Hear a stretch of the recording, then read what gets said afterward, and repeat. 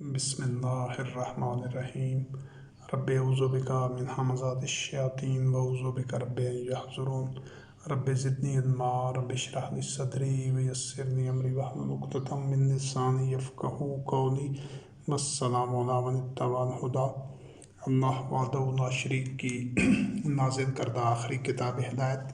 قرآن مبین میں سے مختلف عنوانات اور موضوعات کے تحت اللہ رب العزت کی آیات اور ان کا لب لباب خلاصہ آپ کے سامنے بیان کیا جا رہا ہے۔ اس سے پہلے 4 نشستیں ہو چکی ہیں جو بشر کا رسول ہونا کے موضوع پر ہیں کہ انسانی تاریخ میں اللہ وحدہ لا شریک نے دین اللہ کے قیام کے لیے مختلف ادوار میں مختلف بشر کو ہی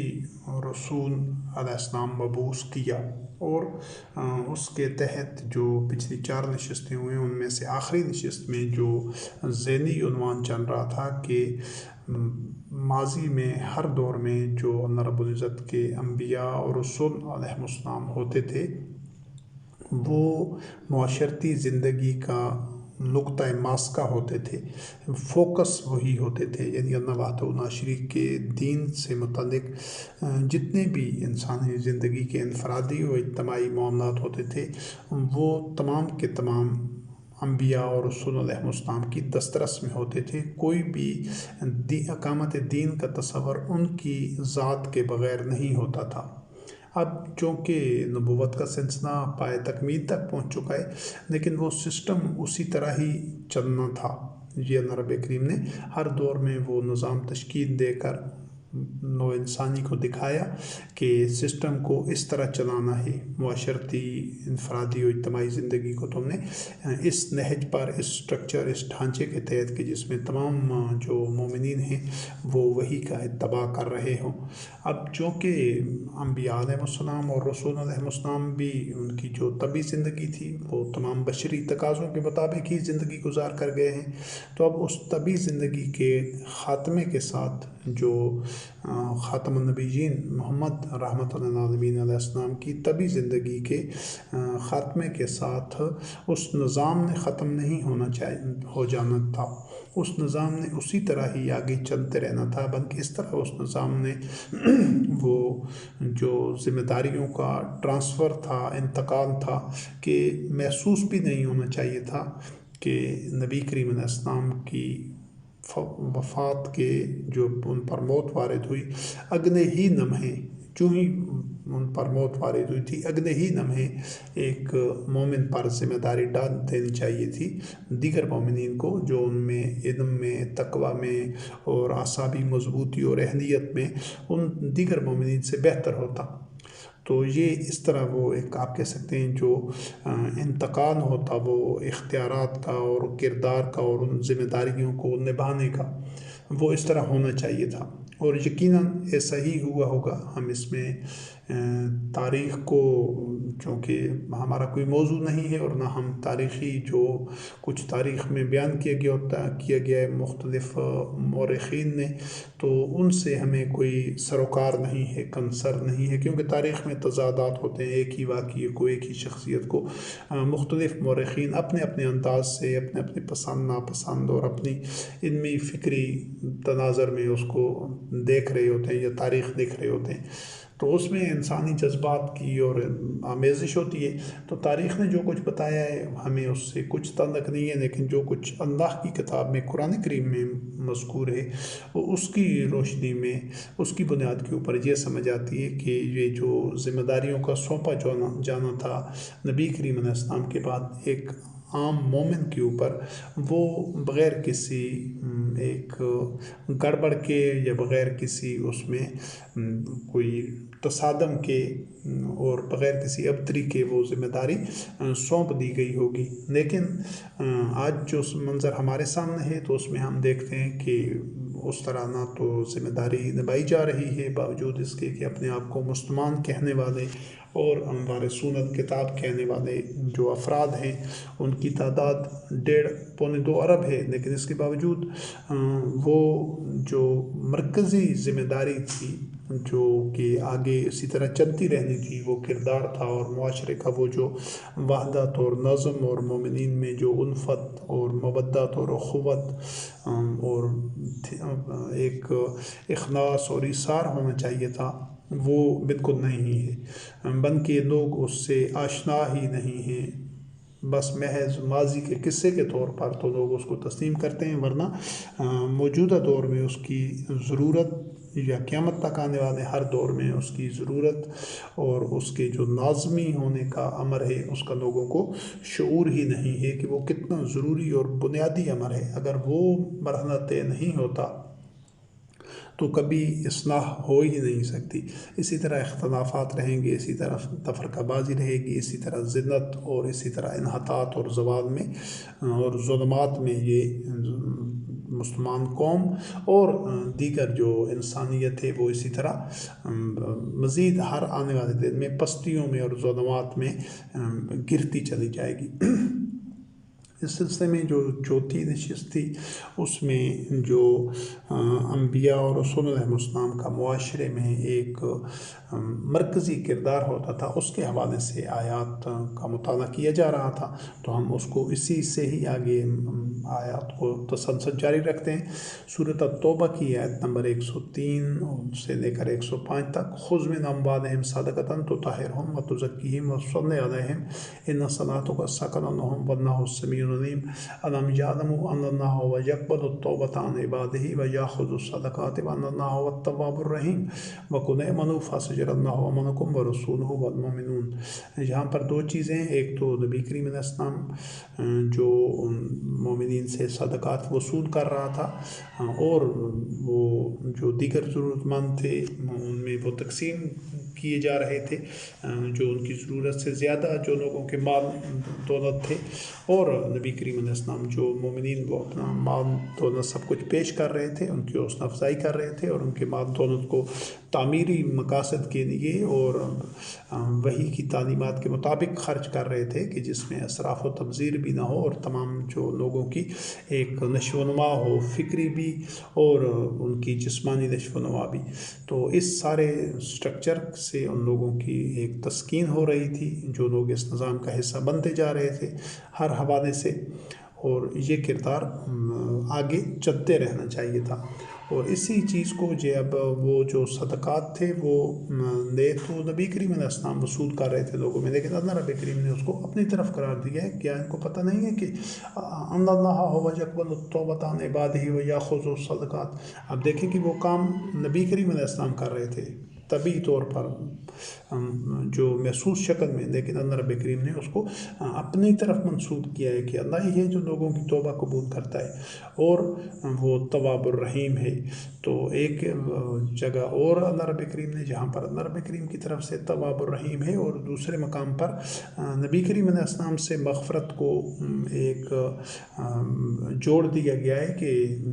جب وہ نبی کریم علیہ السلام کے پاس آئیں گے تو تب ان کی مغفرت ہوگی، یعنی اللہ رب کریم غفور الرحیم ہے، وہ غفار ہے، وہ غافر ہے،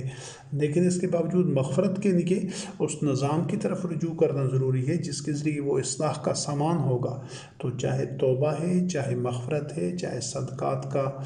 لیا جانا ہے، وہ نبی کریم علیہ السلام رحمۃ للعالمین خاتم النبیین بھی طبعی طور پر وہ سارے نظام کا مرکز اور فوکس تھے اور محور تھے، اور اس کو اللہ رب کریم اپنی طرف ہی منسوب کر رہا ہے۔ تو اللہ والتواب الرحیم، اور تم اعمال کرو، مومنین کو کہا گیا فاستجر اللہ آمنکم ورسولہ والمؤمنین، تمہارے اعمال کو اللہ اور رسول اور مومنین ان کی نگرانی کر رہے ہوں گے، نگہداشت کر رہے ہوں گے، ان پر نگاہ رکھے ہوئے ہوں گے۔ تو یہاں خود دیکھنے کہ پھر وہ جو ایک وحی کی بنیاد کے اوپر جو اطیعوا اللہ واطیعوا الرسول کا ایک سٹرکچر تھا جو کہ سب مومنین سبیل اللہ پر جا رہے تھے، وہی سارے معاملات کا یہ امنکم تمام اعمال اس میں آ جاتے ہیں، چاہے معیشت ہو، معاشرت ہو، چاہے عدل و قسط ہو، کوئی بھی امور ہوں، اخلاقیات سے متعلق ہوں، تو جہاں آپ دیکھیں کہ کوئی بھی عمل اس مرکزی نظام کے بغیر مومن معاشرے میں ہوتا ہی نہیں تھا، چاہے وہ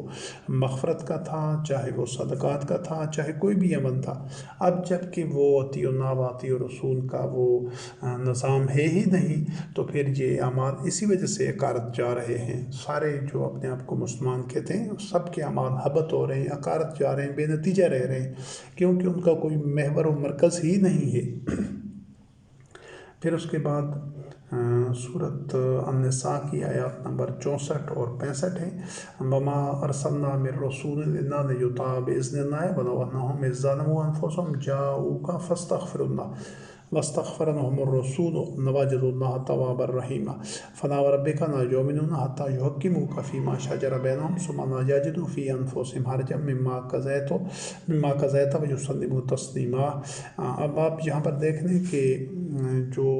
مغفرت ہے وہ اللہ رب کریم نے اپنی طرف اس کی نسبت دی ہے، وَلَوْ أَنَّهُمْ إِذْ أَنفُسَهُمْ جَاءُوكَ فَاسْتَغْفِرُوا اللَّهَ کہ مغفرت تو اللہ رب کریم نے ان کی کرنی ہے، لیکن وَاسْتَغْفَرَ لَهُمُ الرَّسُولُ رسول علیہ السلام ان کے لیے مغفرت کا سامان کرتا، تو پھر اللہ رب کریم تواب الرحیم ہے۔ تو اللہ رب العزت نے اپنے لیے کہا وَأَنَّ اللَّهَ هُوَ التَّوَّابُ الرَّحِيمُ، یہاں پر پھر تواب الرحیمہ کا لفظ ہے۔ توبہ تو اللہ نے ہی قبول کر لی ہے، لیکن وہ جب رسول علیہ السلام کے ذریعے اس توبہ کے وہ عملی تقاضے پورے کیے جائیں گے، اس پر نگاہ رکھی جائے گی، اس کے لیے اس اصلاح کو یقینی بنایا جائے گا، تب توبہ قبول ہوگی۔ اسی طرح مغفرت بھی زبان سے کہنے کی چیز نہیں ہے کہ یا اللہ میری مغفرت کر، میں استغفار یا استغفر اللہ پڑھ لیتا ہے کوئی بندہ اور اس کی مغفرت ہو جائے گی، نہیں، اس کی اپنے مقام پر وضاحت کی جا چکی ہے کہ یہ جو غلطی، جو سرکشی، جو جرم، جو کوتاہی، خطا، لغزش کسی مومن سے ہو جاتی ہے تو وہ آ کر اس دور میں محمد خاتم النبیین علیہ السلام کو آگاہ کرنا ہوتا تھا یا اولیاء الامر کو آگاہ کرنا ہوتا تھا کہ یہ مجھ سے حدود شکنی ہو گئی ہے، یہ مجھ سے اس غلطی کا ارتکاب ہوا ہے، اور پھر نبی کریم علیہ السلام رحمۃ اللہ عالمین یا اولیاء الامر جو بھی موجود ہوتے جس جگہ، وہ اس کی تلافی تھی، جو اس کے مضر اثرات اس مومن کے نفس کے اوپر، اس کی ذات کے اوپر مرتب ہوئے تھے، ان کو زائل کرنے کے لیے اس کو جو ایک طریقہ کار، ایک سٹیپس یا اس کی جو بھی صورت ہوتی وہ اس کو آگاہ کرتا کہ اب یہ تم نے کرنا ہوگا، یہ کرنا ہوگا، تاکہ اس کے اثرات بھی زائل ہوں جو تمہارے نفس پر اس جرم اور گناہ اور حدود شکنی کی وجہ سے مرتب ہوئے ہیں، اور آئندہ کے لیے تم تاکہ بچ بھی سکو۔ بالکل اس طرح جس طرح آدمی کو کوئی حادثہ ہو جاتا ہے، کوئی زخم لگ جاتا ہے یا کوئی بیماری لگ جاتی ہے، تو جس طرح ایک ڈاکٹر، ایک فزیشین ہے، وہ اس بیماری کے علاج کے لیے دوا بھی دیتا ہے، اور اگر ضرورت ہو تو آئندہ سے بچاؤ کے لیے کچھ طریقہ کار بھی بتاتا ہے کہ اس طرح تم اس بیماری سے، اس حادثے سے، اس طرح کی جو ایمرجنسی ہے اور جو تمہیں نقصان پہنچے تم اس طرح بچ سکتے ہو۔ تو یہ جو تمام مومنین کی انفرادی و اجتماعی زندگی کے، ان کے جو اصلاح کے، جو خیر کے اور تزکیہ نفس کے جو سارے تقاضے اور لوازمات تھے، ان تمام کے اوپر نبی کریم علیہ السلام نے مومنین کو رہنمائی دینی تھی، اور وہ رہنمائی کا وہ چونکہ کوئی مرکزی شخصیت ہی نہیں ہے آج کے دور میں، اور صدیوں سے ایسا ہی ہے، تو وہ اسی وجہ سے نہ تو کسی کی توبہ قبول ہو رہی ہے، نہ کسی کی مغفرت ہو رہی ہے، بلکہ جرائم ہیں، بڑھتے جا رہے ہیں، اور توبہ کی بجائے لوگ اور ظلمات اور دندن میں اور اعمال سوء میں وہ مبتلا ہو رہے ہیں، شر اور فساد میں۔ اور اس کو اللہ رب کریم نے یہ بھی دوسرا گوشہ بھی واضح کر دیا ہے کہ وہ اس وقت تک مومن ہو نہیں سکتے کہ جب تک وہ جو ان کے باہمی تنازع ہیں، کوئی اختلافات ہیں، کوئی جھگڑا ہے، کوئی معاملات ہے، کوئی کشمکش ہے، کوئی باہمی ٹکراؤ ہے، کہ وہ جب تک کہ تجھے حاکم نہ بنا دیں، یعنی نبی کریم علیہ السلام نے ہی فیصلہ کرنا تھا یا اولیاء الامر نے وہ اس میں حکم بننا تھا، اور پھر جب وہ فیصلہ ہو جائے تو اپنے دلوں کے اندر کوئی حرج بھی محسوس نہ کریں اور اس طرح تسلیم کریں جس طرح تسلیم کرنے کا حق ہے، کیونکہ یہ حقیقت ہے کہ کسی بھی معاشرے میں یا تو فیصلہ کرنے والا حکم یا تو وہ اللہ اور رسول ہوتا ہے یا پھر طاغوت ہوتے ہیں۔ یہ قیامت تک کے لیے اصول ہے۔ اگر وحی کے مطابق وہ فیصلہ کیا جا رہا ہے، چاہے وہ کسی بھی معاملے سے ہو، تو وہ سمجھ لیں کہ اس کا جو حکم ہے وہ اللہ اور رسول ہے۔ اطیعوا اللہ واطیعوا الرسول کا نظام وہاں پر قائم ہے، وحی کے مطابق معاملات طے ہو رہے ہیں۔ یا اگر ایسا نہیں ہے تو پھر وہ جو فیصلہ ہو رہا ہے، جو فیصلہ کرنے والا ہے، وہ طاغوت ہے۔ تیسرا راستہ کوئی بھی نہیں ہے۔ اس وقت پورے کرۂ ارض پر کہیں پر بھی قانون سازی بھی اطیعوا اللہ واطیعوا الرسول کے ضمن میں نہیں ہو رہی، عدالتی نظام بھی اس اطیعوا اللہ واطیعوا الرسول کا مظہر نہیں ہے۔ تو چاہے حکومتیں ہوں اور چاہے یہ مذہبی سٹرکچر ہو، چاہے وہ ممالک کے ہوں، چاہے جو اپنے آپ کو مسلمان کہتے ہیں یا دیگر ممالک کے، وہ تمام کے تمام اس وقت طاغوت کے زمرے میں ہیں، اور جتنے بھی لوگ ان کی اطاعت کر رہے ہیں، چاہے وہ مسلمان ہیں چاہے غیر مسلم ہیں، وہ سب عبادت طاغوت ہیں۔ تیسرا راستہ کوئی نہیں ہے۔ یا تو آج کوئی کہے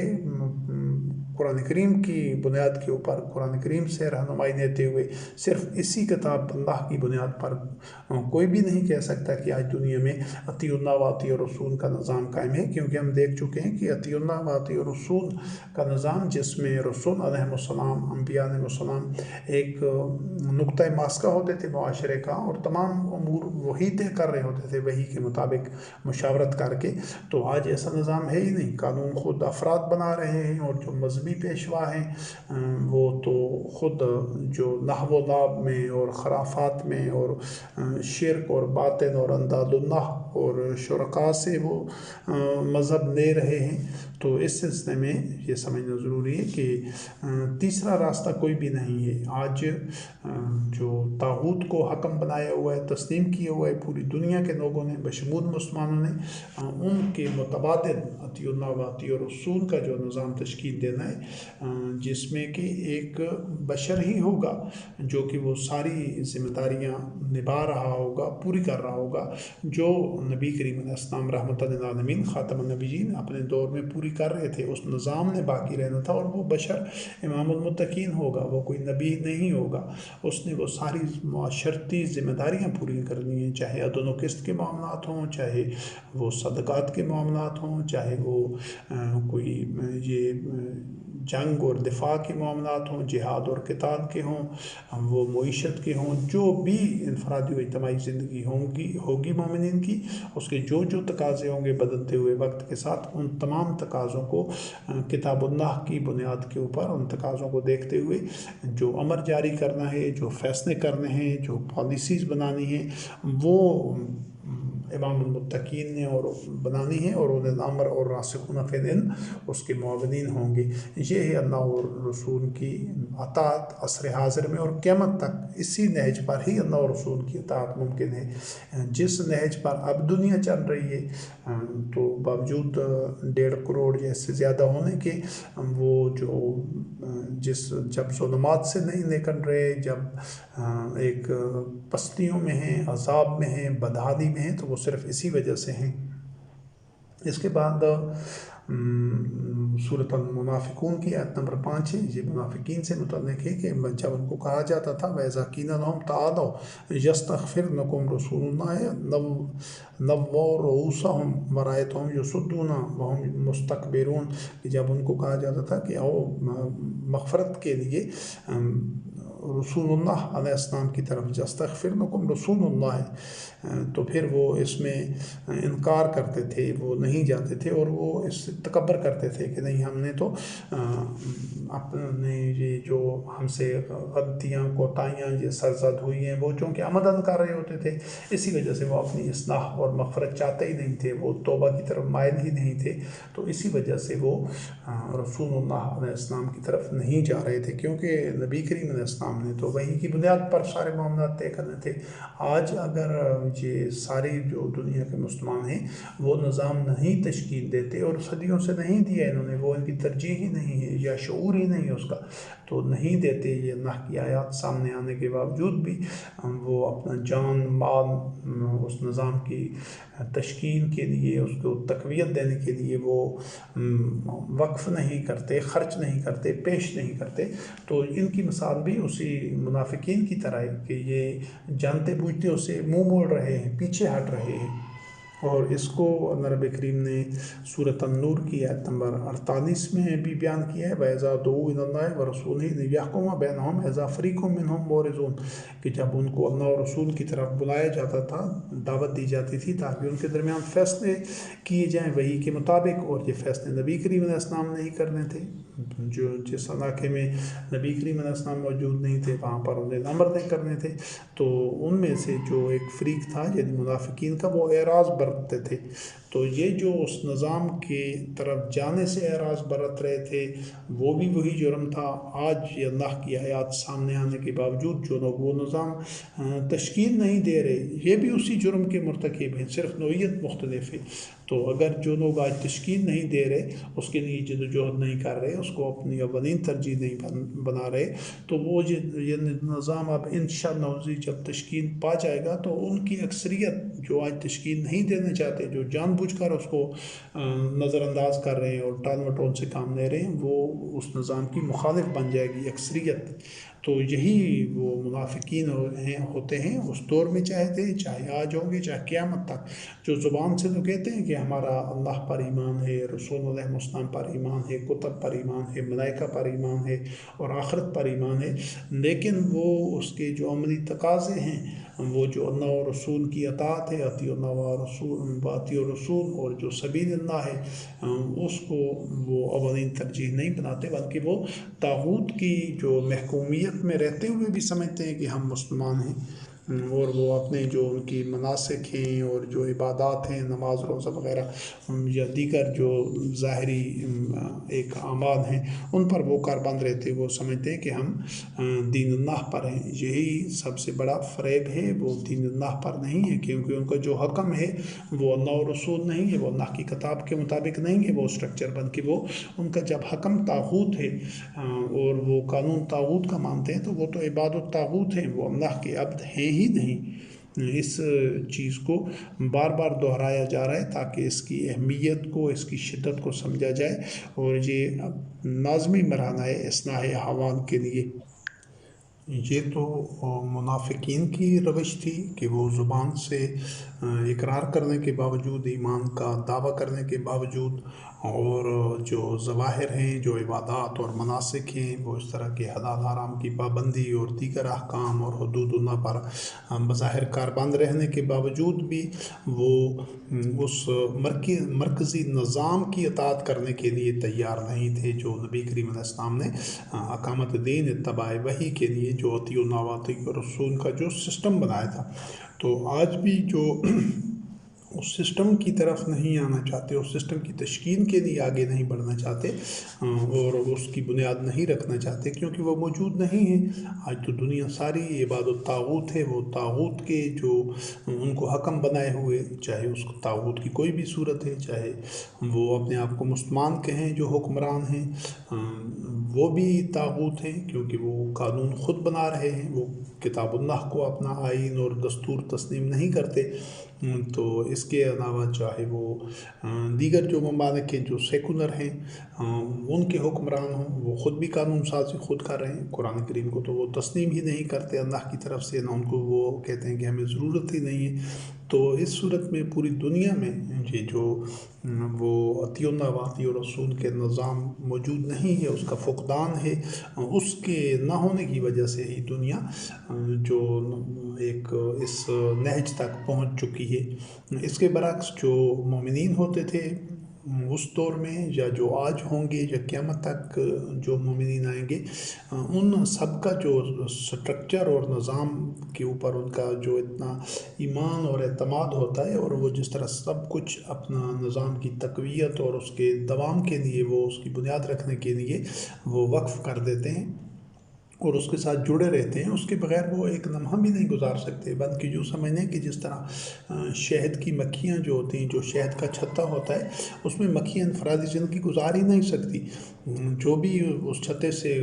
علیحدہ ہوتا ہے تو وہ مکھی سروائیو نہیں کر سکتی، وہ مر جاتی ہے۔ تو ان کی بقا کا صرف ایک ہی راستہ ہوتا ہے کہ وہ چھتے کے اوپر ایک اجتماعی زندگی گزاریں۔ اس میں ایک ملکہ مکھی ہوتی ہے جو پورے اس چھتے کے امور کو چلا رہی ہوتی ہے۔ بالکل جو مومنین کا معاشرہ ہوتا ہے اس میں بھی یہی معاملہ ہوتا ہے کہ ایک امام المتقین ہوگا قیامت تک کے لیے، اور دیگر جو مومنین ہوں گے وہ سب کے سب اسی امام المتقین کو، جو وحی کے مطابق وہ سارے امور طے کر رہا ہوگا، دیگر مومنین نے اس کا اتباع اور اطاعت کرنی ہوگی، اور وہ سب مل کر وحی کا اتباع کر رہے ہوں گے۔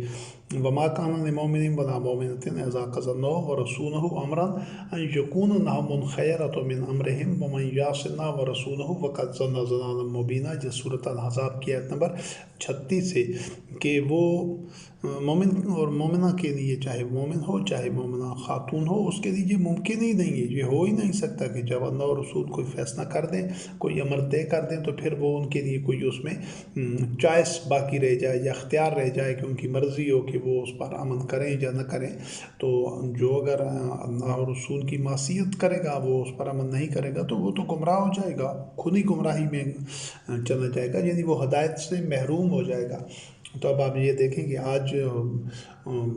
دنیا کا کون سا معاشرہ ہے، کون سی جگہ ہے جہاں پر وہ اللہ اور رسول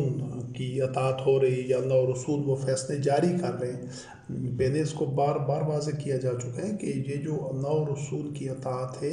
یا اللہ اور رسول کا جو اطیعوا اللہ واطیعوا الرسول کی اصطلاح قرآن کریم میں، یہ صرف نبی کریم علیہ السلام کی زندگی تک یہ نظام نہیں چلنا تھا۔ اگر اس کے بعد باقی نہیں رہنا ہوتا تو نبی کریم یہ نہ فرماتا کہ اس نے جو سے الدین کل تمام ادیان پر غالب آنا ہے، اور اگر یہ اسلام یا دین یا اللہ اور رسول کی اطاعت نبی کریم علیہ السلام کی زندگی تک ہی تھی، تو پھر اس کے بعد تو دنیا کو باقی رکھنے کی ضرورت ہی نہیں تھی۔ تو اس حقیقت کو درست نظر میں سمجھنا ضروری ہے کہ وہ نظام آگے چلنا تھا، اور قیامت تک اسی نظام نے ہی چلنا تھا۔ اس کے بعد نہ تو کوئی کتاب ہدایت آنی ہے نبی کریم علیہ السلام کے پر نازل شدہ کتاب قرآن مجید کے بعد، اور نہ ہی نبی کریم علیہ السلام خاتم النبیین کے بعد کسی نبی نے آنا ہے دنیا میں، لیکن مومنین نے یہی نظام چلانا ہے، اور انہی اصولوں، اسی پیٹرن، انہی خطوط کے اوپر، اسی سٹرکچر کو انہوں نے ہمیشہ، اگر نہیں ہے تو اس کی بنیاد رکھنی ہے، اور اگر موجود ہے تو اس کو تسلسل اور اس کے دوام کے لیے وہ اپنی تمام توانائیاں، صلاحیتیں خرچ کرتے ہوئے اس کو اولین ترجیح پر رکھنا ہے۔ اس کے بعد سورۃ النساء کی آیات 13 اور 14 ہیں، اس میں ترکہ کی تقسیم کی آیات پہلے ہیں کہ وہ اصول اور قواعد و ضوابط بتائے گئے ہیں اللہ رب کریم کی طرف سے کہ ترقی کی تقسیم، میراث کی تقسیم کس طرح کرنی ہے، اور اس کے بعد کہا گیا تلک حدود اللہ ومن یطع اللہ ورسولہ یدخلہ جنات تجری من تحتہا الانہار خالدین فیہا وذلک الفوز العظیم ومن یعص اللہ ورسولہ ویتعدی حدودہ یدخلہ نارا خالدا فیہا، کہ یہ اللہ کی حدود ہیں، اس طرح تم نے ترقی کی تقسیم کرنی ہے ان حالات میں، اور جو اللہ اور رسول کی اطاعت کرے گا تو اللہ رب کریم اس کو جنت میں، جہاں اس میں نہریں جاری ہوں گی، ہمیشہ اس میں رہے گا، اس کو یہ ٹھکانہ دے گا، اور یہ بہت بڑی کامیابی ہے۔ اور جو ان حدود کو پامال کرے گا، ان کی پاسداری نہیں کرے گا، اس طرح ترقہ کی تقسیم کرنا، اور دیگر تمام حدود جو اللہ رب کریم نے قرآن کریم میں بتا دیے، جو امر اور نہی ہے، ان سب پر عمل درآمد نہیں کرے گا اور معصیت کرے گا، وہی اللہ اور رسول کی معصیت ہوگی، اور وہ حدود توڑے گا۔ تو اور جہاں پر حدودہ ویتعدی حدودہ، یعنی اللہ کی حدود، وہ نبی کریم علیہ السلام اپنے طور پر کوئی حدود طے نہیں کر رہے تھے بحیثیت بشر، بلکہ جو حدود اللہ رب کریم نے قرآن کریم میں نازل کی انہی کے مطابق وہ معاشرے کو چلا رہے تھے۔ تو ان حدود کا جو توڑنا ہے تو اس کا جو سزا ہے وہ یہ ہے کہ یدخلہ نارا خالدا فیہا، تو اس کو آگ میں ڈالا جائے گا اور ہمیشہ اس آگ میں وہ رہے گا۔ اس کے بعد سورۃ آل عمران کی آیت نمبر 101 ہے، اللہ رب کریم نے فرمایا وَكَيْفَ تَكْفُرُونَ وَأَنْتُمْ تُتْلَىٰ عَلَيْكُمْ آيَاتُ اللَّهِ وَفِيكُمْ رَسُولُهُ وَمَن یعتصم باللہ فقد ھدی الی صراط مستقیم، کہ کس طرح تم کفر کے مرتکب ہو سکتے ہو کہ تمہارے اوپر نبی کریم علیہ السلام اللہ کی آیات پڑھ رہے ہیں اور تم میں رسول ہے اللہ رب کریم کی طرف سے مبعوث کیا گیا، یعنی اللہ کا رسول ہے، اللہ کی آیات پڑھ رہا ہے، تو یہ ان دونوں کی موجودگی میں تم کفر کے مرتکب نہیں ہو سکتے ہو، اور جو اللہ کو تھام لے گا تو وہی صراط مستقیم کی طرف رہنمائی پائے جائے گا، یعنی وہی صراط مستقیم پر ہوگا۔ جہاں پر آپ دیکھیں کہ یہ جو مومنین کا کفر سے بچنا ہے، یعنی کہ کفر کا ارتکاب کرنے سے جو تحفظ ہے، جو ایک سیفٹی، سیکورٹی اور گارنٹی ہے کہ وہ کفر میں مبتلا نہیں ہے، اس کو دو چیزوں سے اللہ رب کریم نے دو پہلوؤں سے اس کو واضح کیا ہے۔ ایک تو یہ کہ اللہ رب کریم کی آیات پڑھی جا رہی تھی، یعنی نبی کریم علیہ السلام قرآن کریم کی قرأت کرتے تھے، قرآن کریم کی تلاوت کرتے تھے، وہ تمام احکام، حدود اور جو رب کریم کے اوامر اور نواہی تھے جو قرآن کریم میں آج ہمارے پاس ہیں، وہی مومنین کے سامنے بیان کرتے تھے۔ اور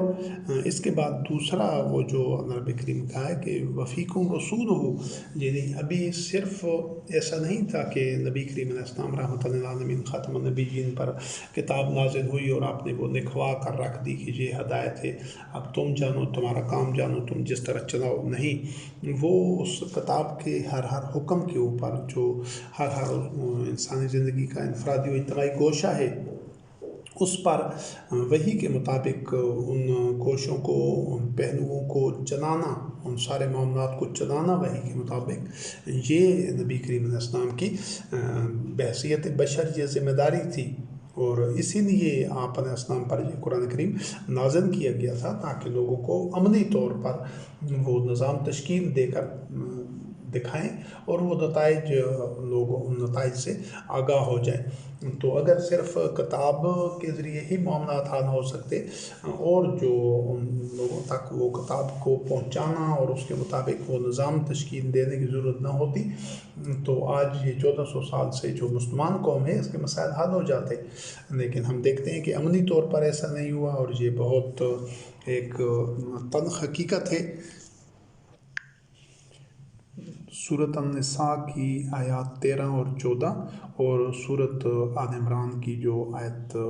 101 اور 103 ہیں، تو ان دونوں میں جو خصوصاً سورۃ النساء کی آیات 13 اور 14 ہیں، تو وہاں پر اللہ وحدہ لا شریک نے جو ترکہ کی تقسیم کے سلسلے میں جو طریقہ کار اور جو حصے مقرر کیے ہیں، اس میں جس وقت تک ایک مرکزی ایک اتھارٹی نہیں ہوگی، ایک سسٹم نہیں ہوگا، تو اس پر عمل نہیں ہو سکتا۔ تو اسی سسٹم کا نام اللہ اور رسول کی اطاعت ہے، جو اس کے مطابق حصے کرتے ہیں اور اس کے مطابق تقسیم کر رہے تھے نبی کریم علیہ السلام رحمۃ للعالمین خاتم النبیین کے عہد میں، تو وہی اطاعت تھی اللہ اور رسول کی، اور جو اس کو وائولیٹ کرنے والے تھے، اس سے سرکشی کر رہے تھے، اس طرح وہ ترکہ کی تقسیم نہیں کر رہے تھے، بلکہ وہ زیادہ سے زیادہ خود مال کھا جانا چاہتے تھے وراثت کے حصے میں سے، تو اس کو اللہ رب کریم نے وَمَن یعصِ اللَّهَ وَرَسُولَهُ، اللہ اور رسول کی معصیت، اور یہ محض جس طرح پہلے اس چیز کا واضح کیا جا چکا ہے اس پہلو کو، کہ یہ صرف ترکہ کی تقسیم یا صدقات یا لوگوں میں ان کے باہمی تنازعات کے فیصلے کی بات نہیں تھی، یہ معیشت ہو، معاشرت ہو، جنگ ہو، امن ہو، کوئی پالیسی سازی ہے، کسی بھی معاملہ میں، حکومتی امور ہیں، ان سب میں وہ جو سسٹم تشکیل دیا گیا تھا نبی کریم علیہ السلام کے عہد میں، کہ وہی کا اتباع کر رہے تھے، قرآن کریم کا اتباع کر رہے تھے تمام مومنین بشمول نبی کریم علیہ السلام رحمۃ للعالمین خاتم النبیین۔ اس سسٹم کا نام اطیعوا اللہ و اطیعوا الرسول تھا۔ اس میں نبی کریم علیہ السلام بحیثیت ایک بشر کے خود اتباع وحی میں شامل تھے، اور اس سسٹم نے آگے اسی طرح چلنا تھا کہ تمام مومنین نبی کریم علیہ السلام کی موت کے بعد اسی طرح وحی کا اتباع کرتے رہتے، اسی سٹرکچر، اسی ڈھانچے کے ساتھ، صرف یہ ہے کہ نبی کریم علیہ السلام رحمۃ للعالمین خاتم النبیین جو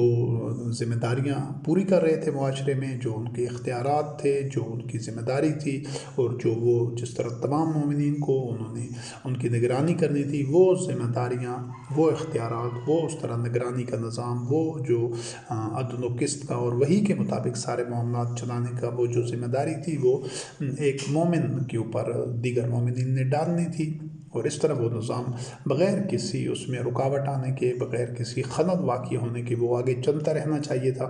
لیکن ایسا نہیں ہو سکا، کیونکہ اور آج ہم دیکھتے ہیں کہ وہ اللہ و رسول کی اطاعت کا تصور ہی نہیں ہے، کوئی ایسا بشر ہے ہی نہیں کہ وہ جو یہ کردار ادا کر رہا ہو۔ اب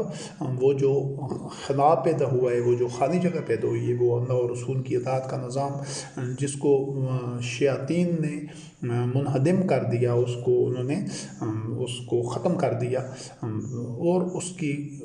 پیدا ہونے والے جو خلا ہے اس میں طاغوت نے اپنا ایک سٹرکچر بنایا، اپنے اس خالی جگہ کو پھر طاغوت نے پر کیا۔ کوئی جگہ خالی اس طرح نہیں رہ سکتی، جب ایک سسٹم نہیں ہوگا تو اس کی جگہ ایک دوسرا باطن نظام اس کی جڑیں پکڑ دے گا اس کی جگہ، اور وہ صدیوں سے یہی ہو رہا ہے۔ اب یا تو مذہبی پیشواؤں کی جس کو شرع کہتے ہیں، شریعت کے معاملات میں، مذہب کے معاملات میں مذہبی پیشواؤں کی، سامریوں کی اطاعت اور اتباع ہو رہا ہے، وہی کا اتباع ادھر بھی نہیں ہو رہا، تو یہ بھی طاغوت کا اتباع ہے، جو یہ شرعی احکام اور فقہ کے احکام اور مسئلے مسائل اور اس طرح کے یہ جو لوگوں کو بتاتے ہیں کہ اس طرح یہ تم اسلام پر عمل کر سکتے ہو، یہ اس طرح یہ اپنے خود گھڑے ہوئے باطن جو شیاطین کا گھڑا ہوا مذہب ہے اس پر عمل کرنے کا طریقہ بتاتے ہیں۔ یہ جو فتوے دے رہے ہوتے ہیں، اور یہ جو فقہ کی روشنی میں مسئلے بتا رہے ہوتے ہیں، اور یہ جو حدیثیں اور روایتیں پڑھ کر سنا رہے ہوتے ہیں، ان کا تو اپنے پاس، ان کے پاس تو کوئی اتھارٹی نہیں ہے، کوئی اختیار ہی نہیں ہے، یہ تو محض دھوکہ دینے والے، یہی جو پچھلی نشستوں میں اس کو واضح کیا گیا ہے کہ یہی شیاطین ہیں جو لوگوں کو وہ نتائج پیدا کر کے نہیں دیتے کہ جو وحی کے اتباع کے نتائج تھے، جو نتائج انبیاء اور رسول علیہ السلام اپنی زندگیوں میں اپنے جو متبعین ہوتے تھے، ان کی جو اطاعت کر رہے ہوتے تھے، ان مومنین کو وہ نتائج پیدا کر کے دیتے تھے۔ یہ نسل در نسل صدیوں سے لوگوں کو مسئلے بتا رہے ہیں، فقہ کی روشنی میں، شریعت کی روشنی میں، قرآن و حدیث کی روشنی میں مسئلے بتا کر بس ختم، پوچھنے والوں نے پوچھ لیا، بتانے والوں نے بتا دیا، اور نسلوں سے ساری کی ساری قوم ہے ظلمات میں، عبادت الطاغوت بنی ہوئی ہے، کیونکہ ان کے پاس ظلمات سے نور میں لے جانے کا کوئی سٹرکچر ہی نہیں ہے، میکانزم ہی نہیں ہے، لوگوں کو اس طرف آنے ہی نہیں دیتے، کیونکہ لوگ اس طرف آئیں گے تو ان شیاطین کی، ان مذہبی پیشواؤں کی اپنی دکانداری ختم ہوتی ہے۔ دین میں کوئی بھی بندہ اس طرح کام چور اور حرام خور نہیں ہو سکتا کہ وہ لوگوں کا مال ناجائز طریقے سے کھائے اور ان کو یہ مسئلے اور فتوے اور فقہی احکام اور شرعی احکام اور اس طرح کی وہ خرافات، لغویات بتاتا رہے۔ دین کا جو سٹرکچر ہوتا ہے اس میں جو امام المتقین ہوتا ہے، جو اولِ الامر ہوتا ہے، اس کے شب روز وحی کے اتباع میں، اور سارے جتنے بھی مومنین مومنات ہوتے ہیں ان کے معاملات کو سلجھانے میں، ان کے لیے ان کو قطعی اور یقینی طور پر ظلمات سے لے کر نور میں جانے کی ضمانت فراہم کرتے ہیں، ان کے رزق کریم کو یقینی بناتے ہیں، ان کی تکریم کو یقینی بناتے ہیں، ان سے خوف کے خاتمے کو یقینی بناتے ہیں، ان کے لیے امن اور سلامتی کو یقینی بناتے ہیں، ان کے لیے اللہ رب کریم کی نصرت و تائید کو، فتح کو یقینی بناتے ہیں، اور ان کا ہر قدم استخلاف فی الارض اور تمکن دین کی طرف جا رہا ہوتا ہے۔ وہ ہر گزرنے والے دن میں تاریکیوں سے نکل کر نور میں جا رہے ہوتے ہیں۔ جب یہ ذمہ داری پوری کر رہے ہوں گے، وہ لوگ ہوں گے جو اللہ اور رسول کی اطاعت کا وہ نظام چلا رہے ہوں گے۔ یہ تو ہر آنے والے دن میں لوگ اور زیادہ ظلمات میں، اور زیادہ تفرقہ میں، اور زیادہ اختلافات میں، اور زیادہ بغی بینہم میں یہ عبادت الطاغوت بنے ہوئے ہیں، اور یہ ساتھ اپنی دکانداری بھی چلا رہے ہیں یہ شیاطین۔ تو یہ تو نسلوں سے ایسا ہی ہوتا رہا ہے۔ پھر ان کے جو مقابل میں دوسرے جو طاغوت ہیں، جو دوسرے شیاطین ہیں، وہ جو مذہبی پیشوا اور حکمران تو ان کا بھی یہی ہے کہ ان کا تو چاہے جتنے بھی ممالک ہیں پوری دنیا کے، ان کا تو اگر اس نام کا روایتی طور پر استعمال کر بھی رہے ہیں، لیکن اس کے باوجود ان کے تو وہ خود فرعون بنے بیٹھے۔ تمام کے تمام ممالک کے جو حکمران ہیں، بشمول جو اپنے آپ کو اسلامی ممالک کہتے ہیں، ان کے حکمران، ان کے سیاستدان، ان کے جتنے بھی یہ کرتا دھرتا ہیں، یہ سرغنے بڑے مجرم، یہ آج کے دور کے فرعون ہیں اور ان کے بادعا ہیں۔ یہ تو خود طاغوت ہے، یہ لوگوں سے اپنے بنائے ہوئے قوانین اور آئین اور دستور کی اطاعت کرا رہے ہیں فرعون کی طرح، اور یہ ہر ملک کے جو حکمران ہیں وہ اپنی قوم کو اسی طرح فرعون کی طرح کہتے ہیں کہ ہم تمہیں طریقتکم المثلی، ہم تمہیں آئیڈیل سسٹم پر چلا رہے ہیں، بہترین نظام ہے تمہارا۔ یعنی ہمارے وطن کا ہر ملک کے جو حکمران ہیں وہ اپنے عوام کو یہی بات بتا رہے۔ فرعون بھی تو یہی کہہ رہا تھا کہ اہدیکم سبیل الرشاد، کہ میں تمہیں بڑے اچھے اور بہترین بھلائی کے راستے پر چلا رہا ہوں۔ تو یہ دونوں طاغوت ہیں، دونوں شیاطین ہیں، اور ان دونوں کی جو ڈورے ہیں وہ مترفین کے ہاتھ میں، وہ قارونوں کے ہاتھ میں ہیں، وہ سرمایہ داروں اور زرپرستوں کے ایلیٹ اشرافیہ کے ہاتھ میں ہیں۔ کیوں کہ اس طاغوتی نظام سے، اس شیطانی چنگل میں سب سے زیادہ جو مفاد حاصل کر رہے ہیں جو وہ سرمایہ دار ہیں۔ تو اس سسٹم کے رہتے ہوئے اگر لوگ اس غلط فہمی میں رہتا ہے کہ ہم اللہ و رسول کی اطاعت کر رہے ہیں، نہیں، وہ طاغوت کی اطاعت اور طاغوت کی عبادت کر رہے ہیں۔ اور اس طرح اللہ و رسول کی اطاعت نہیں ہوتی کہ قرآن کو پڑھ لیا جائے، اس کو حفظ کر لیا جائے، قرأت کر لی جائے ثواب کے لیے، اور ادھر حدیثوں کو، روایتوں کو اور سنت کو، ان کے ذریعے نبی کریم علیہ السلام کی اطاعت کے فریب میں مبتلا ہوا جائے کہ وہ رسول علیہ السلام کی اطاعت ہو رہی ہے خارج از قرآن۔ ساری کتابوں سے قرآن میں اللہ کی اطاعت کا تذکرہ ہے، اس کو پڑھ دیا اور یہ ایک اللہ و رسول کی اطاعت ہوگی، نہیں۔ یہ جو باطن تصور ہے یہ اسی شیطانی مذہب کا گڑا ہوا ہے۔ اللہ و رسول کی جو اطاعت ہے وہ ایک وحدت ہے، یہ دو الگ الگ چیزیں ہیں ہی نہیں، یہ وحی کا اتباع ہے قرآن کریم کا، جس میں تمام مومنین مل کر ایک زندہ اتھارٹی، ایک امام المتقین کا اتباع کر رہے ہوں گے، اس کی اطاعت کر رہے ہوں گے، اور وہ خود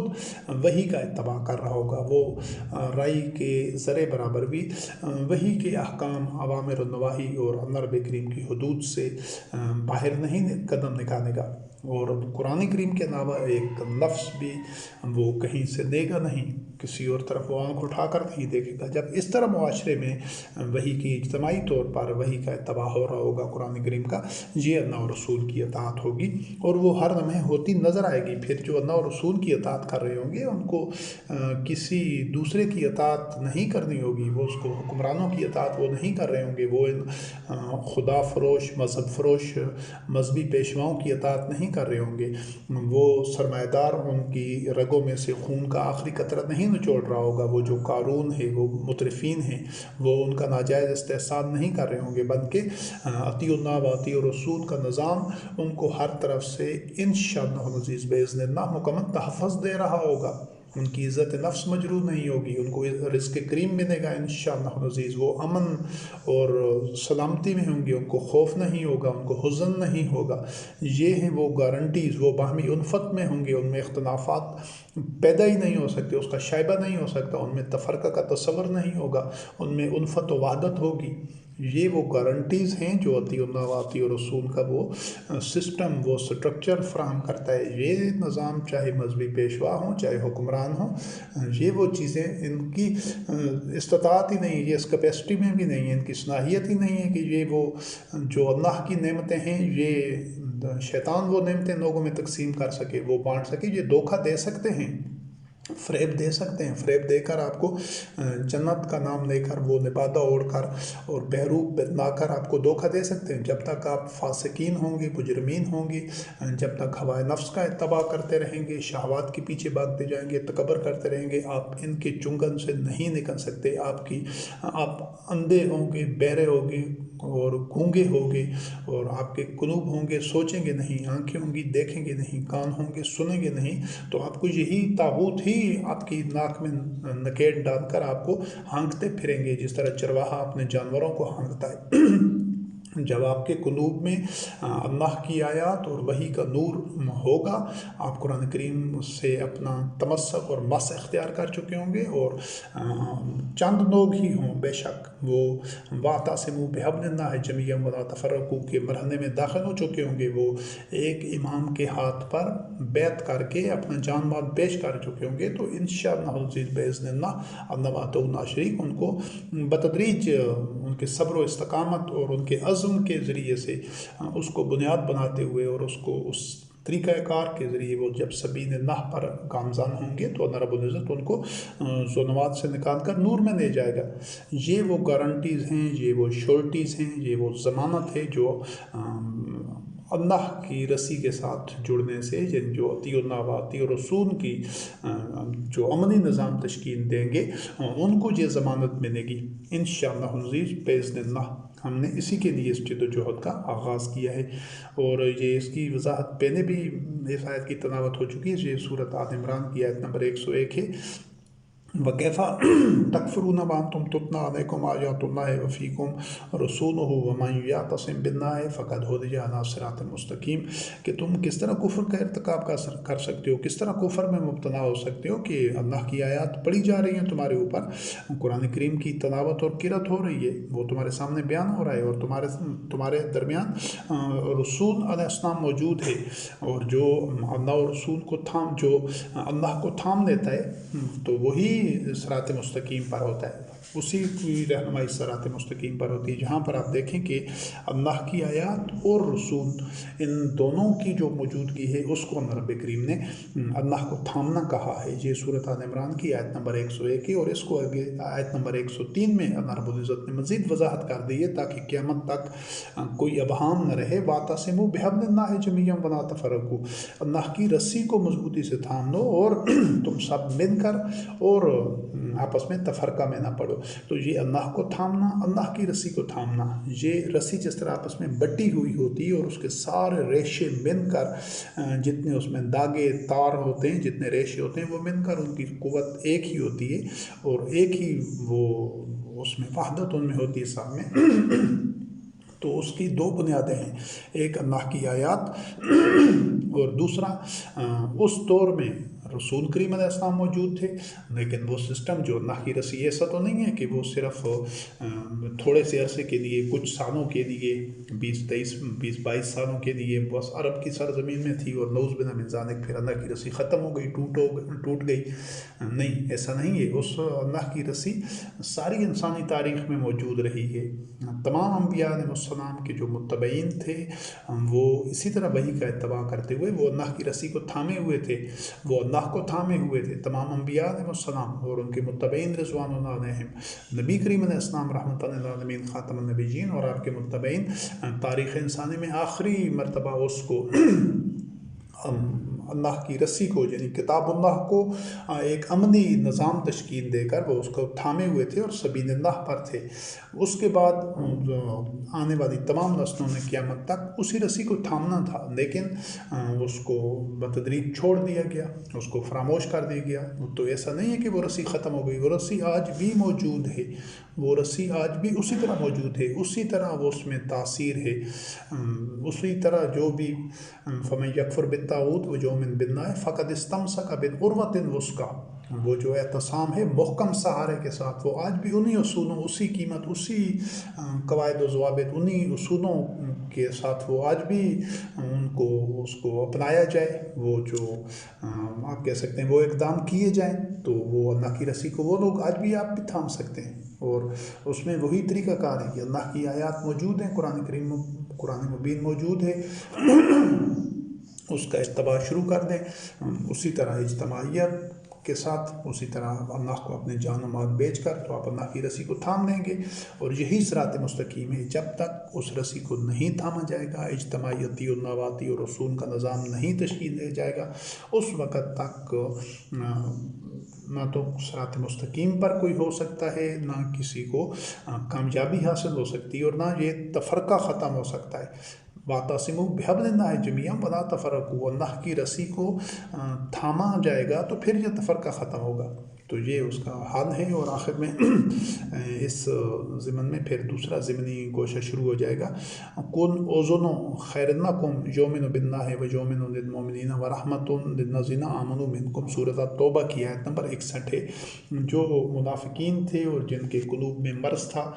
وہ نبی کریم علیہ السلام رحمۃ للعالمین خاتم النبیین سے متعلق یہ حرزہ سرائی کرتے تھے، یہ گستاخی کرتے تھے کہ آپ تو محض کانوں کے کچے ہیں، جو کچھ مومن آپ کو جو بات آ کر کہتا ہے آپ اس پر یقین کر لیتے ہیں، اس کو مان لیتے ہیں۔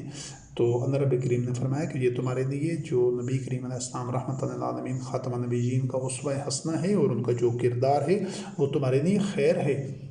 نبی کریم علیہ السلام رحمۃ للعالمین خاتم النبیین اللہ وحدہ لا شریک کی وحی پر بھی ایمان لا رہے تھے، لا چکے تھے، ہر آیت پر جو نازل ہو رہی تھی اس پر ایمان لا کر اس کا اتباع کر رہے تھے، اور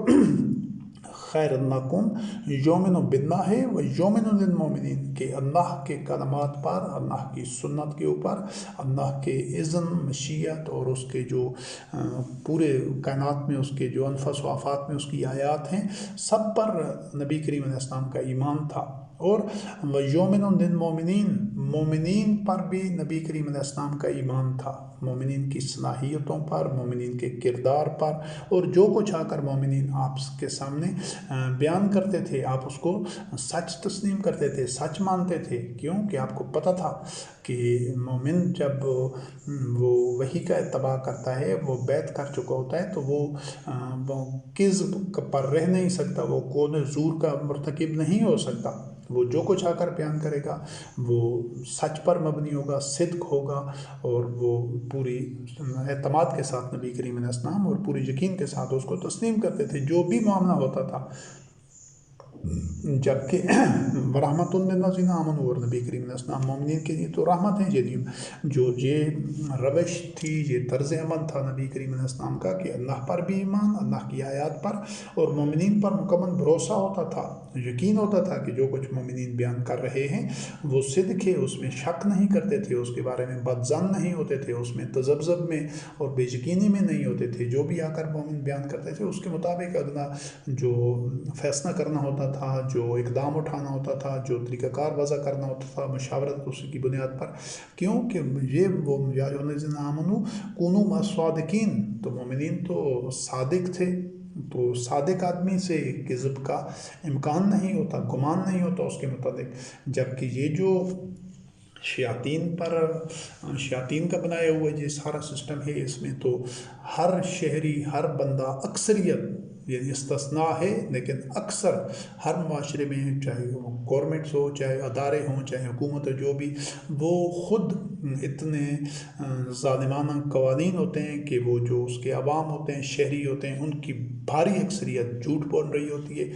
کذب پر ہوتی ہے، قول زور پر ہوتی ہے۔ وہ حکومت کے سامنے، قانون نافذ کرنے والے اداروں کے سامنے صرف اپنی پروٹیکشن کرتے ہیں کہ تاکہ ہم سزا سے بچ جائیں، اور جس طرح کی وہ غلط بیانی، کذب، جھوٹ، معاشرے میں بھی جھوٹ عام ہوتا ہے اور اداروں کے ساتھ وہ ایک دوسرے کو دھوکہ دے رہے ہوتے ہیں۔ تو جو اطیعوا اللہ و اطیعوا الرسول کا نظام ہوتا ہے اس میں تو اس کی بنیاد ہی صدق پر ہوتی ہے۔ اسی چیز کو تو اللہ وحدہ لا شریک نے فرمایا کہ اگر ان میں سے کوئی بھی مومن اپنی جانوں پر ظلم کر دیں، وَلَوْ أَنَّهُمْ إِذ ظَّلَمُوا أَنفُسَهُمْ جَاءُوكَ، تو اگر ان سے کوئی غلطی، کوتاہی، کوئی حدود شکنی، کوئی خطا ہو جاتی ہے تو وہ تو کسی قانون نافذ کرنے والا کا انتظار نہیں کرتے، وہ تو خود ان کو جانا ہوتا تھا کہ مجھ سے یہ کوتاہی ہو گئی ہے، مجھ سے یہ غلطی ہو گئی ہے، یہی وہ صدق تھا۔ اور اللہ رب کریم جو مومنین جب ایمان لاتے ہیں اور ان کے قلوب میں ایمان ہوتا ہے تو ان کو یہ فرانزک کی ضرورت نہیں ہوتی، ان کو یہ لمحہ بلمحہ آڈیو، یہ ریکارڈنگ کی کیمروں کے ذریعے جو آج کل پوری دنیا میں ہر جگہ کا پر، کیونکہ وہ تمام کے تمام یہ شیطانی سسٹم سمجھتے ہیں کہ یہ سب جھوٹ بول رہے ہیں، اور وہ اس کو پتہ ہے کہ جھوٹ بول رہے ہیں، اسی وجہ سے وہ ہر جگہ یہ ٹریفک سگنلز کے اوپر، گھروں میں، ہسپتالوں میں، روڈوں میں، ہر پبلک پارک پر کیمرے لگ گئے آج کے دور میں، ریکارڈنگ ہو رہی ہے، اور ان کے مطلب ہے کہ ان کی وہ مختلف یہ بایو میٹرکس کے ذریعے اور کئی طریقوں سے ان کی سیکورٹی کی جا رہی ہے، کیونکہ پہ وہ ہر بندے کو ایک تو جھوٹ وہ اس سے متوقع کرتے ہیں، اور اس کے بندے کے اوپر، فرد کے اوپر اعتماد نہیں کرتے، بلکہ وہ جو سائنٹیفک جو انسٹرومنٹس ہیں اس کے ذریعے جو ان کو انپٹس آتی ہیں وہ اس پر یقین کرتے ہیں۔ تو جب مومنین کا جو نظام ہوتا ہے وہ اس کے بالکل برعکس ہوتا ہے۔ مومن ان کیمروں سے، آڈیو ویڈیو ریکارڈنگ سے اور اس طرح کے دیگر جو سائنٹیفک آلات ہیں، سائنسی آلات، ان کی بنیاد پر وہ مومن کی سچائی کو ان کی کسوٹی پر نہیں پرکھتا۔ اس کو پتہ ہوتا ہے کہ اس کے قلب میں صدق ہے، نور ہے، اور یہ کذب، جھوٹ کا اور قول زور کا یہ مرتکب نہیں ہوگا، غلط بیانی کا مرتکب نہیں ہوگا۔ تو اس کو ان چیزوں کی ضرورت ہی نہیں ہوتی مومن معاشرے میں۔ مومن معاشرے میں کیا ضرورت ہے کہ لوگ ایک دوسرے سے تانے لگا کر رکھیں، یا اپنی کوئی چیزیں چھپائیں، یا ایک دوسرے پر اس طرح کی جاسوسی کریں، جو ان پر سیکورٹی کے آلات، کیمرے، آڈیو ویڈیو، یہ تو اس معاشرے میں ہوتی ہے جہاں کوئی کسی پر اعتبار نہیں کرتا، جہاں پر نہ تو گورنمنٹ اپنے شہریوں پر، عوام پر اعتبار کرنے کو تیار ہے، اور نہ عوام گورنمنٹ پر اعتبار کرتے ہیں۔ تو یہ دھوکہ دہی کا جو معاشرہ ہوتا ہے، جہاں پر طاغوت کی اطاعت اور اتباع کیا جا رہا ہوتا ہے، طاغوت کے عبد ہوتے ہیں، تو وہ یہ خوف میں اور وہ قانون سے اپنے آپ کو بچانے کے لیے وہ یہ سارے چالاکیاں کرتے ہیں کہ تاکہ قانون کی گرفت میں نہ ہوں۔ جبکہ جو مومنین ہیں تو ان کو تو پتہ ہے کہ ہمارے اعمال خود اللہ وحدہ لا شریک کی ایک جو کائناتی قوتیں ہیں، ملائکہ، وہ ہم ہر لفظ اندراج ہو رہا ہے، ہر عمل کا، دنوں میں گزرنے والے خیانات کا، آنکھوں کی خیانت کا ریکارڈ مرتب ہو رہا ہے، اور خود ہمارے اعضاء و جوارح جو کچھ ہم کر رہے ہیں، کہہ رہے ہیں، سوچ رہے ہیں، ہر چیز کا خود وہ جو ہمارے گنے میں درج ہو رہا ہے، لکھا جا رہا ہے، ہمارے اعضاء پر نقش ہو رہا ہے، اور یہ سب گواہ دیں گے، وہ اپنا اعمال نامہ جو ہمارے گنے میں ہم خود پڑھیں گے۔ تو یہ سارا جو مومن کا اس چیز کے اوپر ایمان ہوتا ہے، کیونکہ وہ پوری کائنات کو بے مقصد نہیں سمجھتا ہے، اس کو پتہ ہے کہ میری تخلیق کا جو مقصد ہے وہ کیا ہے، اور پوری کائنات کا جو خالق ہے اس کی جو قوت ہے، اس کا علم ہے، اس کی حکمت اور اس کے کلمات اور آیات وہ کس حد تک اس میں کار فرما ہیں، اس کا اللہ وحدہ لا شریک کا غلبہ کس حد تک ہے۔ جب وہ سارے حقائق اس کے سامنے ہوتے ہیں تو وہ اس بیرونی مانیٹرنگ ہے، یا یہ کیمرے اور آڈیوز اور دیگر اور اس قسم کے سیکورٹی چیکس وغیرہ، یہ وہ اس کو ان کی ضرورت نہیں ہوتی۔ وہ خود اپنا احتساب کرنے والا ہوتا ہے، خود اس کی نگاہ ہر لمحہ اپنے ہر نفس پر، ہر قدم پر، ہر حرکت پر اس کی خود اپنی نگاہ ہوتی ہے، خود وہ اس پر چیک رکھ رہا ہوتا ہے کہ میں نے اللہ وحدہ لا شریک کی آیات کا، اللہ کی حدود کا، اللہ کے امر کی خلاف ورزی نہیں کرنی۔ اور اگر اس سے کہیں بتقاضۂ بشریت کوئی کوتاہی، کوئی لغزش، کوئی خطا، کوئی جرم سرزاد ہوتا ہے تو وہ لمحہ بھر کی تاخیر کیے بغیر خود اس کا اعتراف کرتا ہے، اور اس کی تلافی کے لیے اور اس کی ازالہ کے لیے وہ بے چین ہو جاتا ہے، تاکہ جو بھی معاملہ ہو اللہ وحدہ لا شریک کی آیات کی روشنی میں ادھر ہی کلیئر ہو جائے، کیونکہ میں نے جب اپنے رب کے پاس جا کر حاضر ہونا ہے، کھڑا ہونا ہے، تو اس وقت تاکہ میرے دامن پر کوئی دبا نہ ہو۔ اس کے بعد جو اگلا ضمنی موضوع ہے وہ ہے قرآن مبین اور رسول کریم علیہ السلام سارے عالمین کے لیے، جہانوں کے لیے، تمام اقوام کے لیے جو ان کا ایک رول ہے، ایک رول ماڈل ہے، نبی کریم علیہ السلام رحمۃ للعالمین، خاتم النبیین کا اسوہ حسنہ ہے۔ ویسے تو تمام انبیاء علیہ السلام کے اسوہ حسنہ کا جو گوشہ جس انداز سے قرآن کریم میں موجود ہے، تمام مومنین نے ان کو اس طرح کے حالات جب درپیش ہوں، اس طرح کے تناظر میں انہوں نے اسی کو، تمام انبیاء علیہ السلام کو، اسوہ حسنہ کو اپنانا ہے۔ جب صورتحال یوسف علیہ السلام کو جس طرح درپیش تھی تو آپ نے یوسف علیہ السلام کو اسوہ حسنہ اپنانا ہے۔ جس وقت جو صورتحال ابراہیم خلیل اللہ علیہ السلام کے سامنے تھی تو آپ نے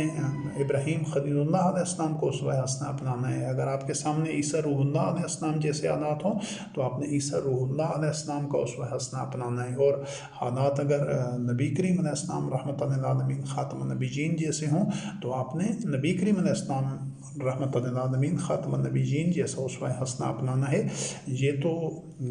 تمام کے تمام وہ جس طرح ایک سورج کی کرنیں ہوتی ہیں، یہ تو سب سورج کی کرنیں ہیں، تو اس حوالے سے جو ان آیات میں جو قرآن کریم کو اور نبی کریم علیہ السلام، خود نبی کریم علیہ السلام اور آپ کے متبعین अजमईन रिज़वानुल्लाह अलैहिम हमारे दादा इब्राहीम खलीलुल्लाह अलैहि अस्सलाम के उसवा हसना पर अमल कर रहे थे। और मोमिनीन को रब करीम ने फरमाया कि तुम जो नबी करीम अलैहि अस्सलाम का इत्तबा कर रहे थे उनको कहा गया, और ये क़यामत तक आने वाले मोमिनीन के लिए भी है कि तुम अल्लाह के अंसार बन जाओ, जिस तरह हवारी अल्लाह के अंसार बने थे जब ईसा कलिमतुल्लाह अलैहि अस्सलाम ने कहा था कि मन अंसारी अल्लाह। तो ये जो वही के इत्तबा का सफ़र है और जो सबीलिल्लाह के मुसाफिर हैं सारी इंसानी तारीख़ में ये एक ही नहज पर होते हैं, एक ही इनकी नफ्सियात होती है, एक ही इनका किरदार होता है। इनमें कोई बहुत कोई इख्तलाफ और कोई दूरी नहीं होती। वो सब के सब उम्मत वाहिदा थे, एक ही रास्ता के राही थे। तो इस और ये रास्ता क़यामत तक चलता रहेगा। ऐसा नहीं है कि वो रास्ता बस रुक गया है, मादूम हो गया है, या अल्लाह की रसी ख़त्म हो गई है, सबीलिल्लाह उधर अरब तक ही था ना, वो मौजूद है, हमने उस पर चलना है। अगर हम नहीं चलते और हम किसी फ़रेब में, किसी शयातीन के प्रोपेगंडे में रहते हैं कि वो तो अतीउल्लाह व अतीउ रसूल का निज़ाम तो वो अरब तक ही था और नबी करीम अलैहि सलाम की अताअत अब अहादीस रवायात सुन्नत के ज़रिए होनी है। कुरान अल्लाह की जो वही है, अल्लाह रब करीम के वही का जो मकसद है वो कुरान से पढ़ना है और सवाब हासिल करना है, हिफ़्ज़ करना है। नहीं, ये शैतान का बनाया हुआ फ़रेब है। और जिस शैतान ने जन्नत से निकलवाया था और कुर्ब शजर में ले गया था वो शैतान अब यही जाल फैला कर बैठा है 1400 साल से, और 1400 साल से नो इंसानी का शिकार कर रहे हैं ये शैतान। तो ये दाम हम रंग ज़मीन है, ये ज़मीन के रंग का जाल है, इसमें नस्लों से लोग इसी जाल में फंसते आ रहे हैं और उनका शिकार होते आ रहे हैं। तो लेकिन कब तक? हर जो फसाद है, जो जुल्म है एक हद से बढ़ता है तो अल्लाह वहदहू ला शरीक का ये कारखाना कुदरत, ये निज़ाम ऑटोमेटिक तरीके से उसको उसके मंतकी अंजाम से दो चार कर देता है। तो सदियों से ये जो शिकारी हैं, ये फ़रेबकार हैं, ये नो इंसानी को धोखा देते चले आए हैं। लेकिन अल्हम्दुलिल्लाह रब्बिल आलमीन उस सारे उनके जो चालें हैं, जो मकर है, जो उनका एक बातिन प्रोपेगंडा है, उसको ये काविश की गई है कि उसको आश्कारा किया जाए और लोगों को इन शयातीन के जालों से आगाह किया जाए नौ इंसानी को, ताकि वो अक्सर जो लोग चाहें वो अतीउल्लाह व अतीउ रसूल का वो स्ट्रक्चर कायम करें और तबाए वही के उन्हीं समरात से बहरामंद हों, जिससे सारी इंसानी तारीख़ में अल्लाह वहदहू ला शरीक अंबिया और रसूल अलैहिस्सलाम और उनके मुत्तबईन को वो बहरामंद करता रहा है। वो अल्लाह रब्बुल इज़्ज़त के वादे भी उसी तरह मौजूद हैं, उसके कलमात, उसकी सुन्नत, उसकी मशीयत, हब्लिल्लाह, सबीलिल्लाह और अल्लाह की आयात, कुरान मुबीन। कौन सी चीज़ है जो मौजूद नहीं है? कौन सी चीज़ है जो इस वक्त मौजूद नहीं है? सिवाय इसके कि नबी करीम अलैहिस्सलाम नहीं है, उन्होंने रहना भी नहीं था। कोई भी इससे पहले जितने भी अम्बिया अलैहिस्सलाम हैं, कोई भी बाकी नहीं रहा, सब अपनी तबी ज़िंदगी पूरी कर चुके हैं। तो आपको फिर इंतज़ार किस चीज़ का है? आपके ख़ुद अपने करने का ये काम है। अब किसी नबी ने नहीं आना तो क्या ये काम भी नहीं होगा? ये मोमिनीन ही करेंगे, और वो मोमिनीन करेंगे जो शाकिरीन होंगे। आगे हम जो ये शुक्र के मौजू पर भी आएंगे इंशाअल्लाह, जो अगली नशिस्त होगी। तो जो भी शुक्र करने वाले हैं वो उसको आज ही उसकी बुनियाद रख सकते हैं। उस पूरे निज़ाम की स्ट्रक्चर की ये दो किस्म के लोग थे। जब हम आगे इस मौजू पर आएंगे, इसी का ये सिलसिले का हिस्सा है, तो उसमें साफ वाज़ेह हो जाएगा ये किन के करने का काम है और कौन इसको नहीं करते। 1400 साल से जो नहीं कर रहे थे वो किस नहज पर, किस नतीजे पर पहुँचे, और जो अगर आज से आगाज़ करते हैं तो उनकी मंजिल क्या होगी। और अल्हम्दुलिल्लाह रब्बिल आलमीन हमने इसी के लिए इस काविश का आगाज़ किया है कि उस रास्ते की तरफ ये पहला कदम है अल्हम्दुलिल्लाह रब्बिल आलमीन। तो ये जो नबी करीम अलैहिस्सलाम और कुरान के मुतालिक है वो सारे आदमीन के लिए है। सूरत अल-आराफ की आयत नंबर 158 है। या अय्युहन्नासु इन्नी रसूलुल्लाहि अलैकुम जमीया, ए नो इंसानी सारे लोगों में, तमाम लोगों की तरफ, जमीया सब इंसानों की तरफ रसूल हूँ अल्लाह का। ये नबी करीम अलैहिस्सलाम से ऐलान कराया गया ताकि इस चीज़ का ये तसव्वुर न रहे कि वो कोई अरब के लिए नबी करीम अलैहिस्सलाम थे, या कोई यहूद व नसारा या अहले किताब के लिए, या किसी ख़ास कौम कबीले के, या किसी बस्ती या इलाका के लिए। नहीं, جو ہدایت اور جو پیغام نبی کریم علیہ السلام کو قرآن کریم کی صورت میں جو وحی دی گئی تھی وہ ساری نوع انسانی اس دور کے انسانوں کے لیے بھی تھی اور قیامت تک آنے والے انسانوں کے لیے بھی تھی، کیونکہ یہی وہ بنیاد تھی جس کے اوپر نبی کریم علیہ السلام جو نوع انسانی سے مخاطب تھے اور جو جس کی طرف ان کو دعوت دے رہے تھے، تو وہ کسی خاص زمانے، کسی علاقے کے لیے، کسی قوم کے لیے نہیں ہے، وہ ساری انسانیت کے لیے ہے، اس دور میں بھی، آج میں، اور قیامت تک آنے کے لیے، آنے والے انسانوں کے لیے یہی اللہ کی کتاب ہی ہے۔ اور نبی کریم علیہ السلام کا جو اسوہ حسنہ ہے وہ بھی اسی قرآن کریم کے اندر ہے، اسی کو ہی اپنایا جائے گا تو وہی کامیابی کی ضمانت ہے کہ صرف وہی کا اتباع کیا جائے، یہی نبی کریم علیہ السلام کو اسوہ حسنہ ہے۔ قرآن کریم سے باہر کہیں بھی نبی کریم علیہ السلام کو اسوہ حسنہ نہیں ہے، تو اس کو اسی طرح جو اسوہ حسنہ اپنائیں گے، جو قرآن کریم کا اتباع کریں گے، اس کو لوگوں تک پہنچائیں گے، تو وہی لوگ انبیاء اور رسول علیہ السلام کے اسوہ حسنہ پر ہوں گے، اور وہی لوگ جو نبی کریم علیہ السلام پر درست انداز سے ایمان لانے والے ہوں گے۔ ایمان لانے والے وہ ہیں جو انبیاء علیہ السلام کے اسوہ حسنہ پر عمل بھی کرتے ہیں، جو زبانی تو کہہ دیتے ہیں کہ ہم ایمان لائے ہیں، لیکن ان کا وہ اطیع اللہ و اطیع الرسول کا وہ اس سٹرکچر کی اطاعت نہیں کر رہے ہوتے تھے، تو وہ منافقین تھے۔ آج جو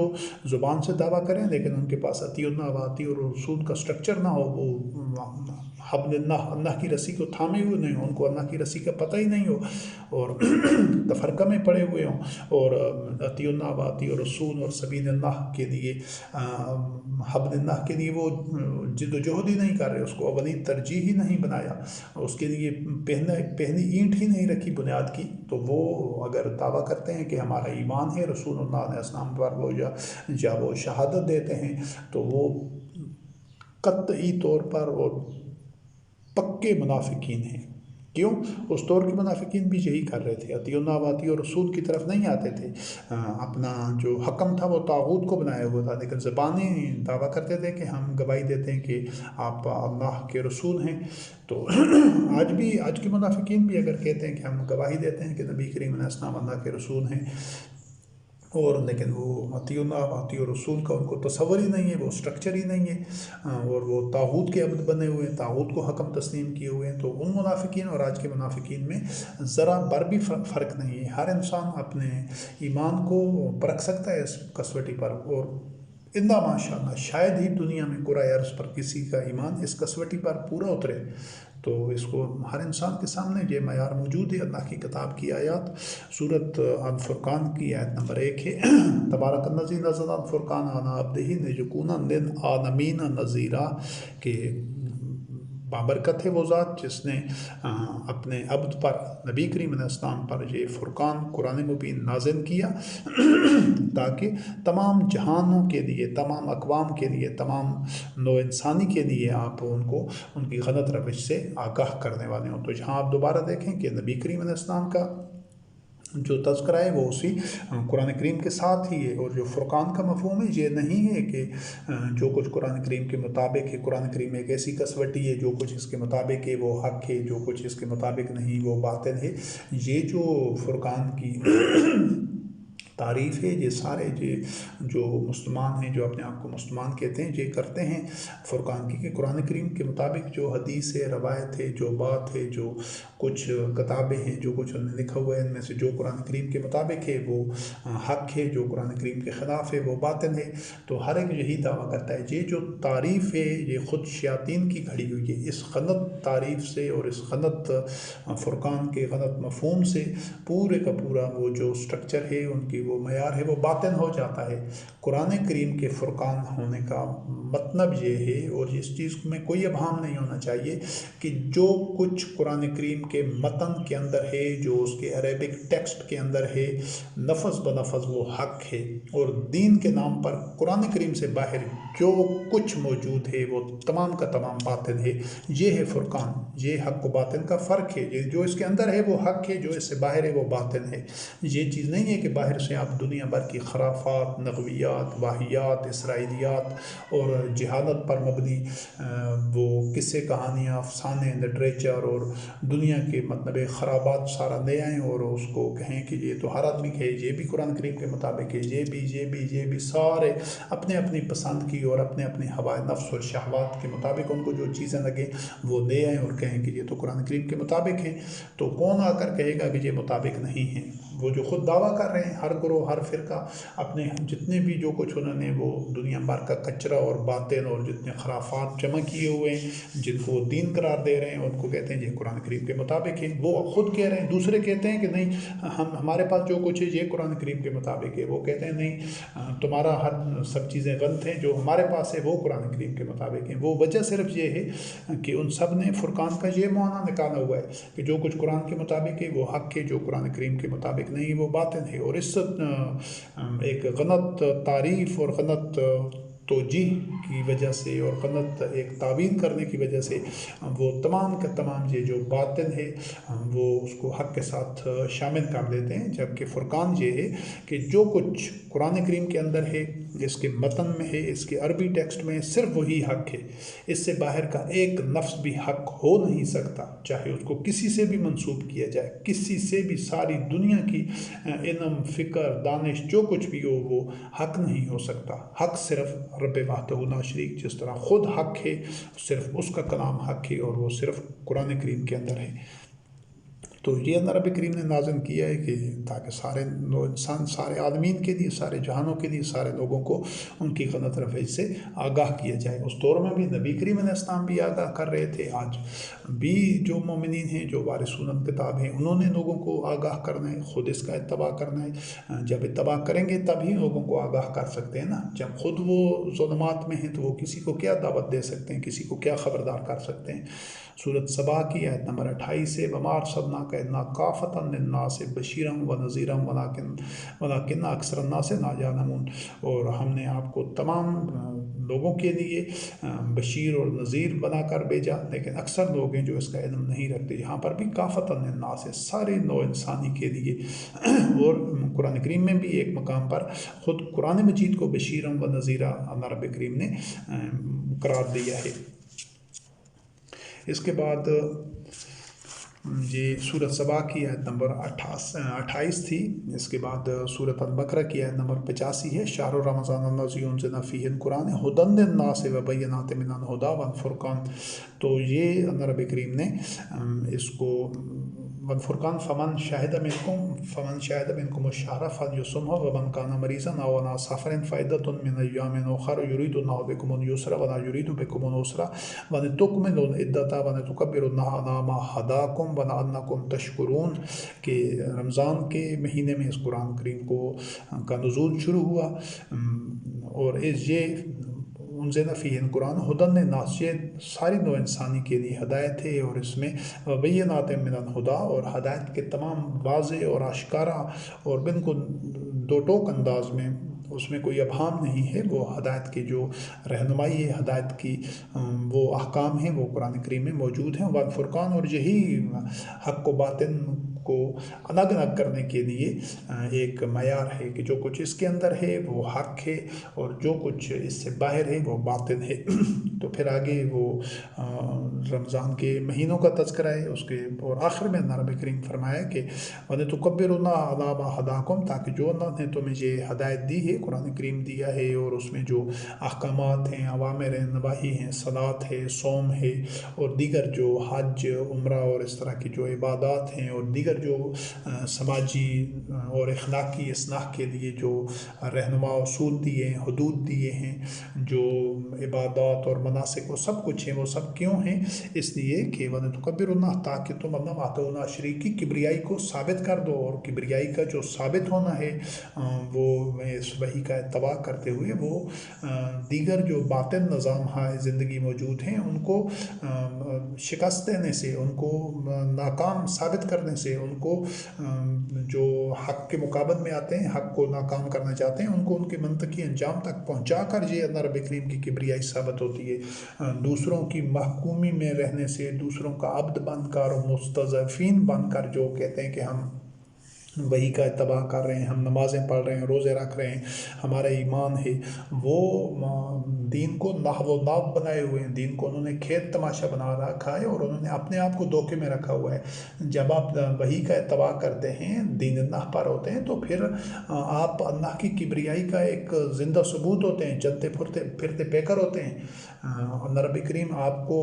عزت دیتا ہے، وَلِلَّهِ الْعِزَّةُ وَلِرَسُولِهِ وَلِلْمُؤْمِنِينَ، آپ کو استخلاف فی الارض دیتا ہے، آپ کو تمکن دین عطا کرتا ہے، اللہ کی طرف سے نصرت اور فتح آپ کے شامل حال ہوتی ہے۔ یہ ہے اللہ رب کریم کی کبریائی۔ یُظْہِرُهُ عَلَى الدِّینِ كُلِّهِ وَلَوْ كَرِهَ الْمُشْرِكُونَ، تو نَقْذِفُ بِالْحَقِّ عَلَى الْبَاطِلِ فَيَدْمَغُهُ، باطن کو تو وہ سر پھوڑ دیتے ہیں۔ تو آپ دیکھ لیں کہ ابھی جتنے بھی ایمان کے دعوے دار ہیں اور جتنے عبادات اور شعائر پر ہیں، ان میں سے کوئی بھی ان صلاحیتوں، اہلیتوں اور ان اوصاف کا حامل نہیں ہے۔ 1.5-2 ارب ہیں، تو پھر یہ اللہ کی کبریائی کا نہیں، یہ تو عبادت طاغوت ہیں، یہ تو سوء العذاب میں مبتلا ہیں۔ تو یہ اللہ کی کبریائی کا مظہر نہیں ہے۔ اللہ کی کبریائی کا مظہر وہ لوگ ہوں گے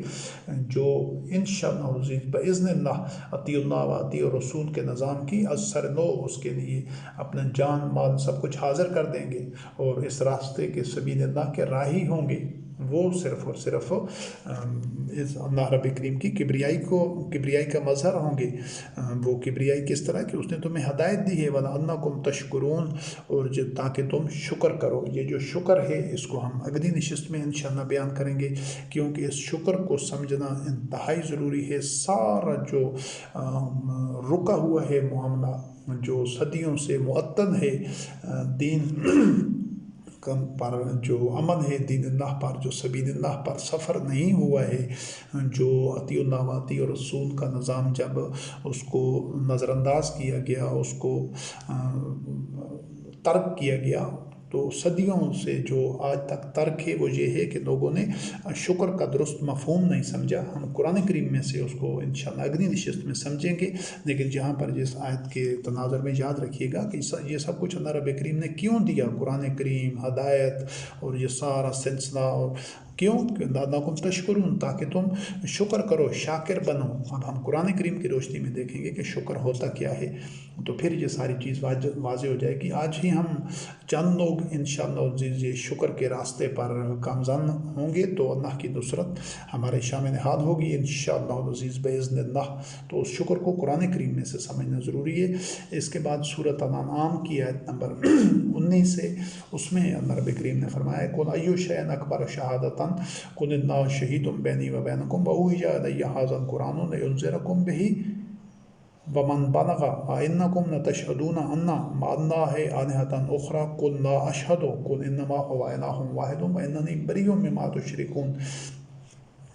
ان سے کہہ دیجئے کہ کون سی چیز شہادت میں یا گواہی میں بڑی ہے، تو خود ہی ان کو اللہ رب کریم نے جواب دیا کہ اللہ تمہارے اور ہمارے درمیان گواہ ہے، شہید ہے۔ اور وہ کہ کس چیز کے لیے یہ شہادت کی بات ہو رہی ہے کہ وہ اوحی الی ھذا القرآن، کہ آپ کی طرف یہ قرآن ہی وحی کیا گیا ہے۔ قرآن کے علاوہ نبی کریم علیہ السلام پر ایک لفظ بھی وحی نہیں کیا گیا، نہ آپ نے نو انسانی کو، مومنین مسلمانوں کو قرآن کے علاوہ ایک لفظ دیا۔ جو کچھ آپ کے قلب اطہر پر وحی کیا گیا وہ صرف قرآن ہے، اس کا ایک لفظ بھی نہ تو جو وحی ہوا ہے اس کا ایک لفظ بھی مس نہیں ہوا، اس کا کوئی لفظ رہ نہیں گیا کہ جو قرآن میں درج نہ ہو، اور قرآن کریم میں وحی سے باہر کا ایک لفظ شامل نہیں ہے۔ اور جو قرآن کریم سے باہر ہے، چاہے وہ ایک لفظ ہو چاہے پورے دفتر ہوں، ان کا وحی سے کوئی تعلق ہی نہیں ہے۔ وہ غیر از وحی جو کنٹینٹ ہے، مواد ہے، ملفوظات ہیں، چاہے تحریریں ہیں، جو کچھ بھی ہے، اعمال ہیں، وہ تمام کا تمام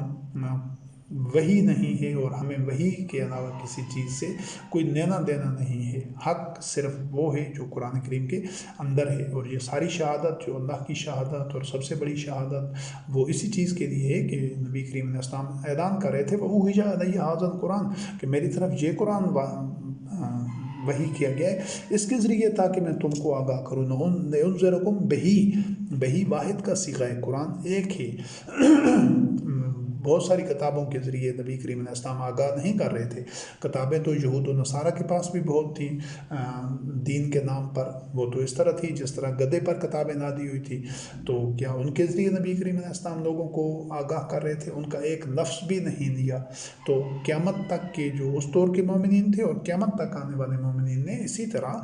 قرآن کریم سے باہر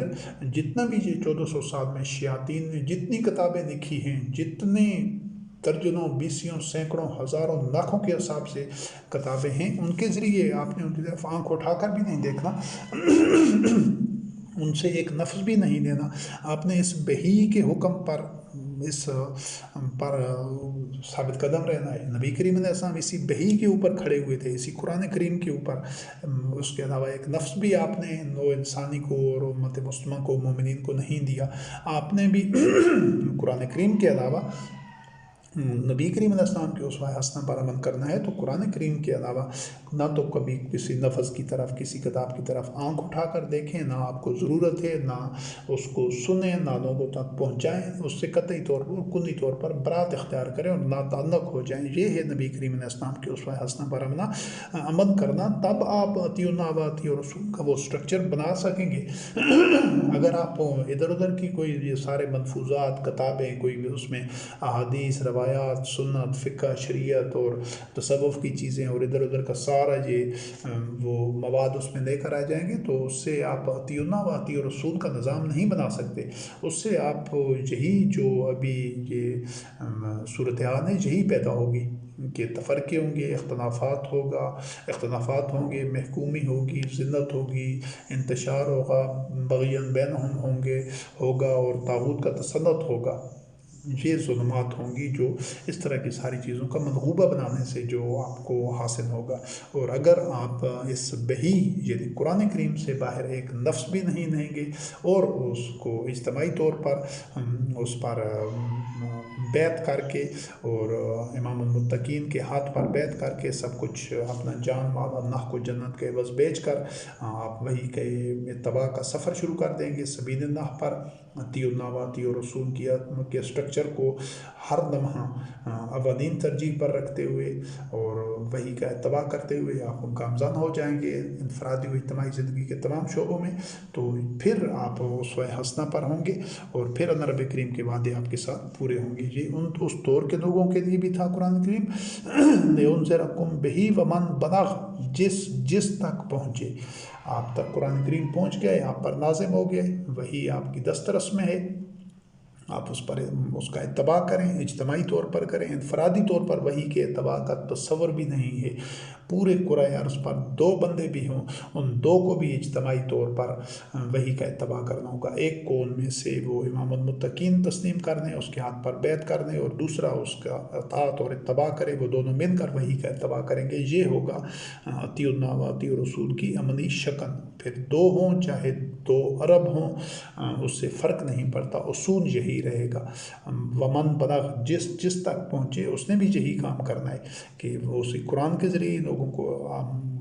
خبردار کرے ان کے غلط نتائج سے اور خود قرآن کریم کا ہی اتباع کرے۔ تو اس کو پھر اسی حقیقت کو اللہ رب کریم نے دوسرے الفاظ میں بیان کیا کہ نبی کریم علیہ السلام کی زبانی اِنَّكُمْ لَتَشْهَدُونَ أَنَّ مَعَ اللَّهِ آلِهَةً أُخْرَىٰ، کیا تم یہ گواہی دیتے ہو کہ اللہ کے ساتھ کوئی اور الہ ہے؟ تو ان کو خود ہی جواب دیا کہ ان سے کہو کن لا اشہد، میں اس چیز کی، اگر تم دیتے بھی ہو کہ اور بھی آلہات ہیں تو میں اس کی شہادت نہیں دیتا، یعنی میں یہ تسلیم نہیں کرتا کہ اللہ کے ساتھ کوئی اور الہ ہے۔ کن انما ہوا الہ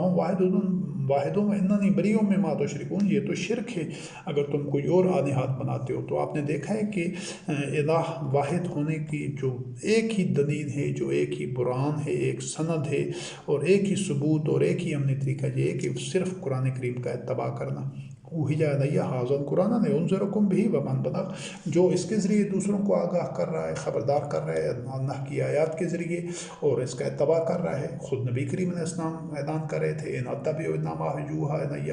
کہ میں اس کا اتباع کرتا ہوں جو میری طرف وحی کیا گیا ہے، اسی کو پہنچاتا ہوں۔ جو بندہ یہ 2 کام کر رہا ہے وہ نبی کریم علیہ السلام کے اسوہ حسنہ پر ہے اور اس کا الہ واحد ہے۔ جو ان دونوں میں سے ایک کام بھی نہیں کر رہا، قرآن کریم کے ساتھ اور چیزوں کو شامل کیا ہوا ہے، تو اس کا بہت بہت سارے آلہات ہیں، وہ مشرک ہے، اس کے جتنوں کی بات کو بھی اس نے شامل کیا ہوا ہے، وہ سب کے سب اس کے آلہات ہیں،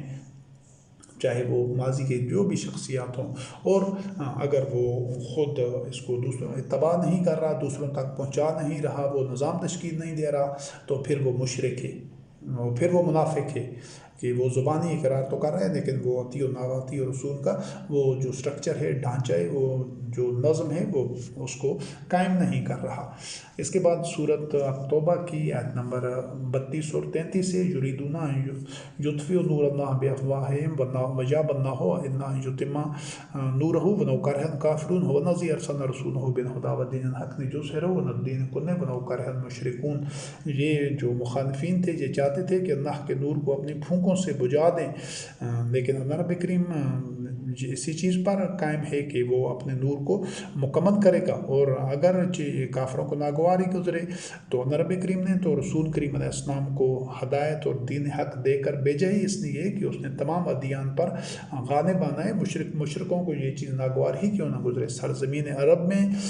دین اسلام غالب آیا، جو عرب تہذیب و تمدن تھا، جو ان کا باطل نظام تھا، جو ان کے ظلم اور فساد پر مبنی جو سٹرکچر تھا، اس کی جگہ اطیع و ناواطیع اور رسول کا عدل و قسط پر مبنی اور حق پر مبنی ایک سٹرکچر تشکیل پایا مختصر عرصے میں، اور اس نے اپنے جو مخالف اور مقابل وہ سٹرکچر تھا، جو عرب تہذیب و تمدن ان کا جو سسٹم تھا، سوشل فیبرک تھا سارا، اس کو ایک مسمار کیا، اس کو منہدم کیا، اور ایک نیا ایک سٹرکچر بنا۔ وہ تجربہ سرزمین عرب میں کامیابی سے اللہ رب کریم نے اس کو ثابت کیا، حق کا حق ہونا اور باطل کا باطل ہونا۔ آج اسی تجربے نے انشاءاللہ العزیز پورے کرۂ ارض پر وہی نتائج پیدا کرنے ہیں۔ ہم نے صرف یہ کہ اسی تجربے کو اب ایک لارج سکیل کے اوپر، گلوبل سطح کے اوپر دہرانا ہے، اور اس کے لیے الحمدللہ رب العالمین جو سارے ماحول ایک موافق ہے، اتنی سائنٹیفک انوینشنز ہیں، سائنسی ایجادات ہیں، اتنا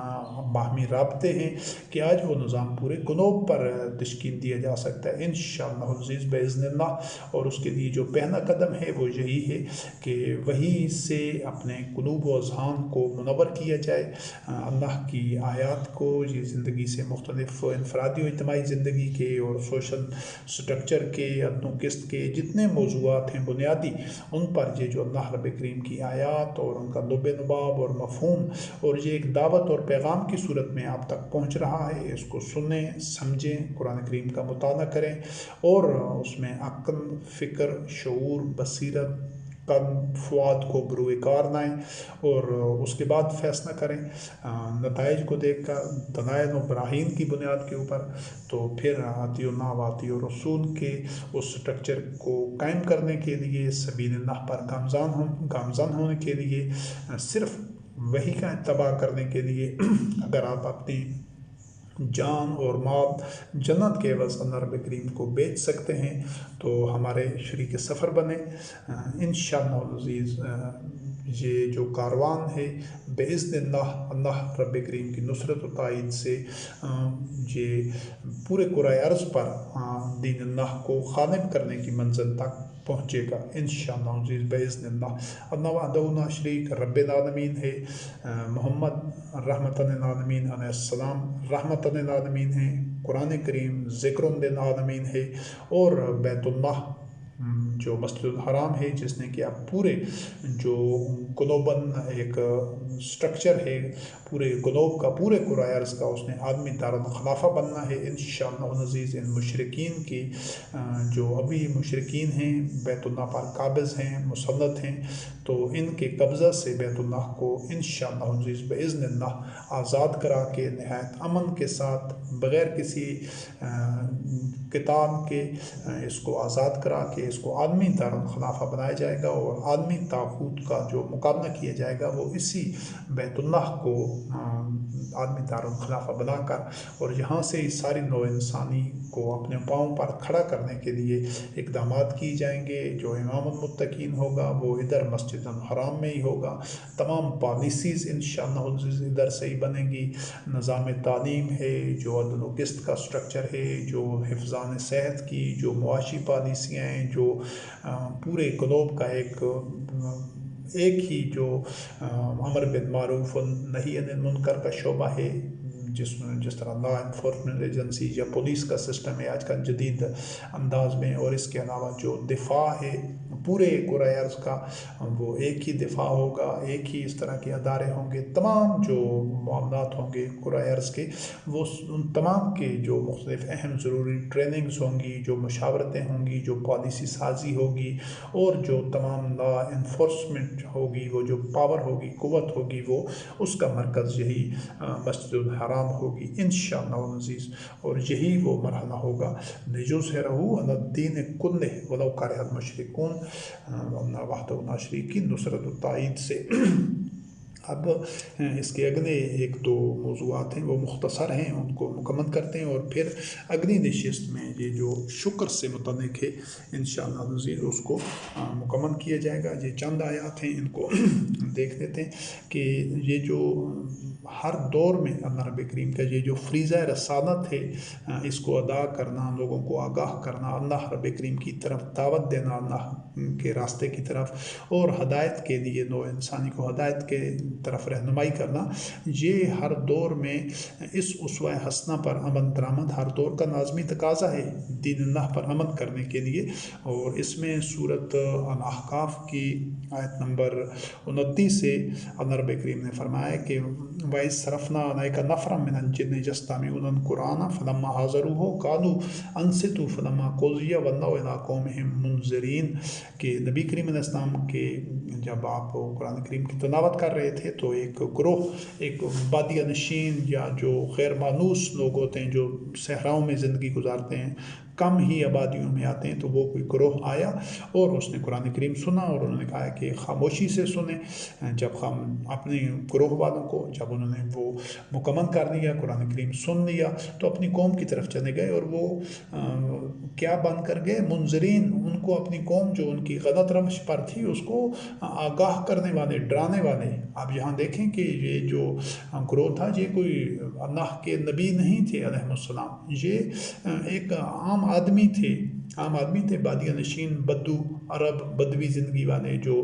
خانہ بدوش قسم کے ہوتے ہیں، تو وہ اپنی قوم میں منذرین بن کر گئے۔ تو یہ جو مومنین کی ذمہ داری ہے کہ وہ بھی قرآن کریم کے ساتھ، تمام مومنین کی ذمہ داری ہے، تمام وارثون الکتاب کی، انہوں نے قرآن کریم سنا، خاموشی سے سنا، اس پر ایمان لائے اور اپنی قوم کے لیے منذرین بن گئے۔ آپ اگر قرآن کریم پر ایمان لاتے ہیں تو آپ بھی خود عمل کریں اور دوسرے لوگوں اس پر ایمان لائیں، دوسرے لوگوں تک پہنچائیں، یہ ذمہ داری آپ پر بھی ہے۔ اگر آپ کا بھی قرآن کریم پر ایمان ہے تو کیا آپ قرآن کریم کی بجائے لوگوں تک ہم احادیث، روایات، سنت، فقہ اور دیگر مختلف شخصیات کے اقوال، افعال اور ان کے اعمال پہنچاتے ہیں؟ یا آپ کو قرآن کریم پہنچانا چاہیے؟ اگر آپ کا ان چیزوں پر بھی ایمان ہے تو انہی کو پہنچائیں، اور شرک کے مرتکب ہوں اور انداد اللہ اور شرکاء کے ساتھ ہی آپ اس دنیا سے جب جائیں گے تو نتیجہ اور انجام آپ کا مشرکین کے ساتھ ہوگا۔ اگر آپ کسی بشر کی بات پہنچاتے ہیں، اگر آپ اللہ کا کلام پہنچاتے ہیں، قرآن کریم پہنچاتے ہیں، اس کے علاوہ ایک لفظ بھی نہ تو اس پر عمل کرتے ہیں، نہ اس کا اتباع کرتے ہیں، نہ لوگوں تک پہنچاتے ہیں، تو آپ انبیاء علیہ السلام کے اسوہ حسنہ پر ہوں گے۔ آپ بھی اسی طرح منذرین بنے جس طرح وہ بدو بنے تھے۔ قرآن کریم آپ کے سامنے ہے، ان کے بھی سامنے تھا، انہوں نے خاموشی سے سنا، اس کو اپنے دل و دماغ میں، قلب میں اتارا، ایمان لے کر آئے اور اپنی قوم کی طرف منذرین بن کر گئے۔ اور اپنی قوم کو کیا کہہ رہے تھے کہ داعی اللہ پر ایمان لے آئیں، یعنی نبی کریم علیہ السلام پر ایمان لے آئیں۔ خود وہ ایمان لا چکے تھے، انہوں نے آگاہ کیا کہ آپ اپنی غلط روش کو چھوڑ دیں، اور ان کے پاس یہ موسیٰ علیہ السلام کے عہد کے وہ کوئی اس کی کتاب کا حوالہ بھی ہے کہ اس عہد کی ان کی کچھ تعلیمات ان کے پاس تھیں، موسیٰ کلیم اللہ علیہ السلام پر جو وحی ہوئی تھی کتاب موسیٰ علیہ السلام کے بعد انہوں نے قرآن کریم سنا، تو جو کتاب موسیٰ علیہ السلام میں جو ہدایت و رہنما کے ان کے پاس جو اس کا کنٹینٹ یا جو باقیات تھی، تو اس کی بنیاد پر انہوں نے قرآن کریم کو پہچان لیا، حق پر ایمان لے آئے۔ تو اگر آپ بھی ایمان لے کر آتے ہیں تو آپ پر بھی یہ لازم ہے کہ آپ بھی منذرین بن کر لوگوں تک اس کو پہنچائیں، خود ایمان لائیں، عمل کریں۔ یہ ہر مومن کے لیے لازم ہے، کسی ایک فرد کے لیے، بشر کے لیے، 2 کے لیے، 10 کے لیے نہیں، ہر مومن کے لیے کہ جو قرآن کریم پر ایمان لاتا ہے، اس پر عمل کرتا ہے۔ تو یہ نبی کریم علیہ السلام رحمۃ للعالمین خاتم النبیین کو داعی اللہ کہہ رہے تھے کہ وہ اللہ کی طرف دعوت دے رہا ہے۔ ہر مومن نے اللہ کی طرف دعوت دینی ہے، قرآن کریم کی طرف۔ سورۃ الاعراف کی آیت نمبر 15، کیونکہ اللہ رب کریم کوئی ایسا وجود نہیں ہے کہ وہ اس طرح محسوس شکل میں کہیں موجود ہو۔ ایسا کمثلہ شیء، اس کی تو کوئی مثل نہیں ہے۔ اس کی طرف دعوت کیا مطلب ہے کہیں وہ موجود ہے اور لوگ اس کی طرف جا رہے ہیں؟ نہیں، اس کے نازل کردہ وحی کے مطابق اپنی انفرادی و اجتماعی زندگیوں کو ڈھالنا ہے، تو آپ کی یہ دعوت اسی کی طرف ہوگی، کیونکہ وہ اس کی مشیت اور اس کی رضا اس میں ہے کہ نوع انسانی انفرادی و اجتماعی طور پر اس پیٹرن پر، اس طریقہ کار پر، ان قواعد و ضوابط، ان اصولوں اور ان اوامر و نواہی کے مطابق زندگی گزارے، اور آپ ایسا کرتے ہیں تو یہی اس کی طرف جو ایک سفر ہے۔ اس کے بعد سورۃ الاعراف کی آیت نمبر 35 ہے، یا بنی آدم اما یاتینکم رسول منکم یقصون علیکم آیاتی فمن اتقی واصلح فلا خوف علیہم ولا هم یحزنون۔ یہ اللہ رب کریم نے بنی نوع آدم کو یہ حکم دیا ہے ہمیشہ سے کہ یہ بنی نوع آدم، نوع انسانی، تمہاری طرف میرے رسول آئیں تو جو تم پر یقصون علیکم آیاتی، میری آیات تلاوت کریں، تو جو تقوی اختیار کرے گا اور اپنی اصلاح کرے گا ان آیات کی روشنی میں، اس کے لیے کوئی خوف اور کوئی حزن نہیں ہوگا۔ تو یہ آج کے دور میں قیامت تک آپ انبیاء اور رسول علیہ السلام کے اسوہ حسنہ پر عمل کرتے ہیں اور سبیل اللہ کے راہی بنتے ہیں، مسافر بنتے ہیں، تو آپ کو خود اللہ کی آیات پر ان کا اتباع کریں اجتماعی طور پر، اور لوگوں کے سامنے اسی کی تلاوت کریں، اسی کی قرأت کریں، انہی کو پہنچائیں۔ اس کے بعد سورۃ آل عمران کی آیت نمبر 81 ہے، وَإِذْ أَخَذَ اللَّهُ مِيثَاقَ النَّبِيِّينَ لَمَا آتَيْتُكُم مِّن كِتَابٍ وَحِكْمَةٍ ثُمَّ جَاءَكُمْ رَسُولٌ مُصَدِّقٌ لِّمَا مَعَكُمْ لَتُؤْمِنُنَّ بِهِ وَلَتَنصُرُنَّهُ قَالَ أَقْرَرْتُمْ وَأَخَذْتُمْ عَلَىٰ ذَٰلِكُمْ إِصْرِي قَالُوا أَقْرَرْنَا قَالَ فَاشْهَدُوا وَأَنَا مَعَكُم مِّنَ الشَّاهِدِينَ۔ تو اللہ رب کریم نے جب انبیاء علیہ السلام سے میثاق لیا کہ جب تم کو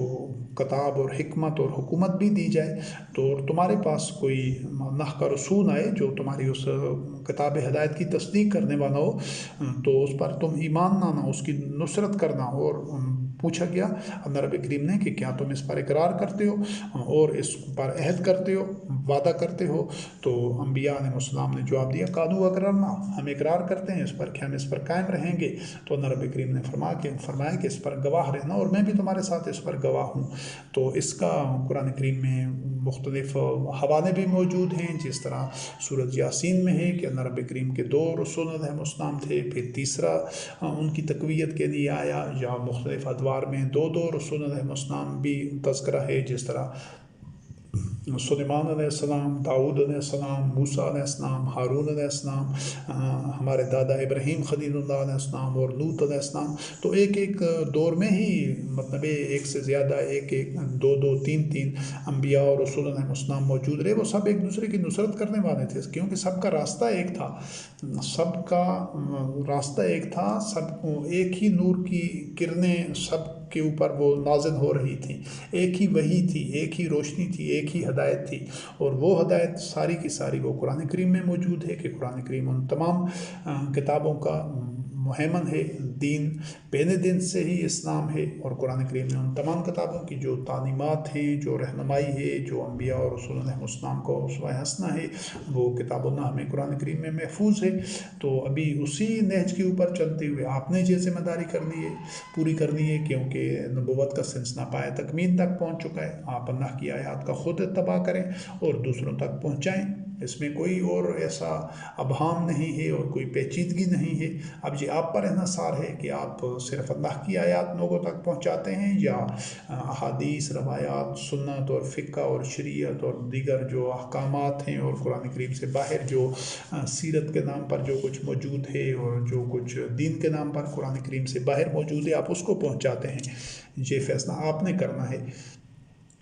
اور اس کے بعد سورۃ آل عمران کی آیت، سورۃ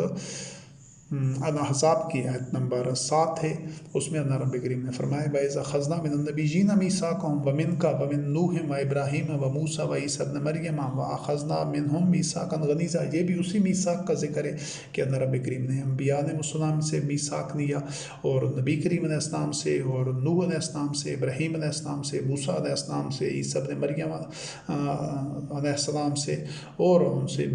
جو میثاق لیا وہ پکا اور پختہ میثاق لیا۔ تو اب ہم اس کے بعد یہ جو اگلی نشست ہوگی انشاءاللہ العزیز، ہم اس جو اگلی نشست ہے اس میں شکر کے موضوع پر جو، اور یہ آخری نشست ہوگی انشاءاللہ اس موضوع کی، اس تناظر سے ہم انشاءاللہ اس کو ایک نشست میں مکمل کریں گے، اور اس کے بعد یہ بشر کا رسول ہونے کا جو عنوان ہے یہ مکمل ہو جائے گا۔ والسلام علی من اتبع الہدی۔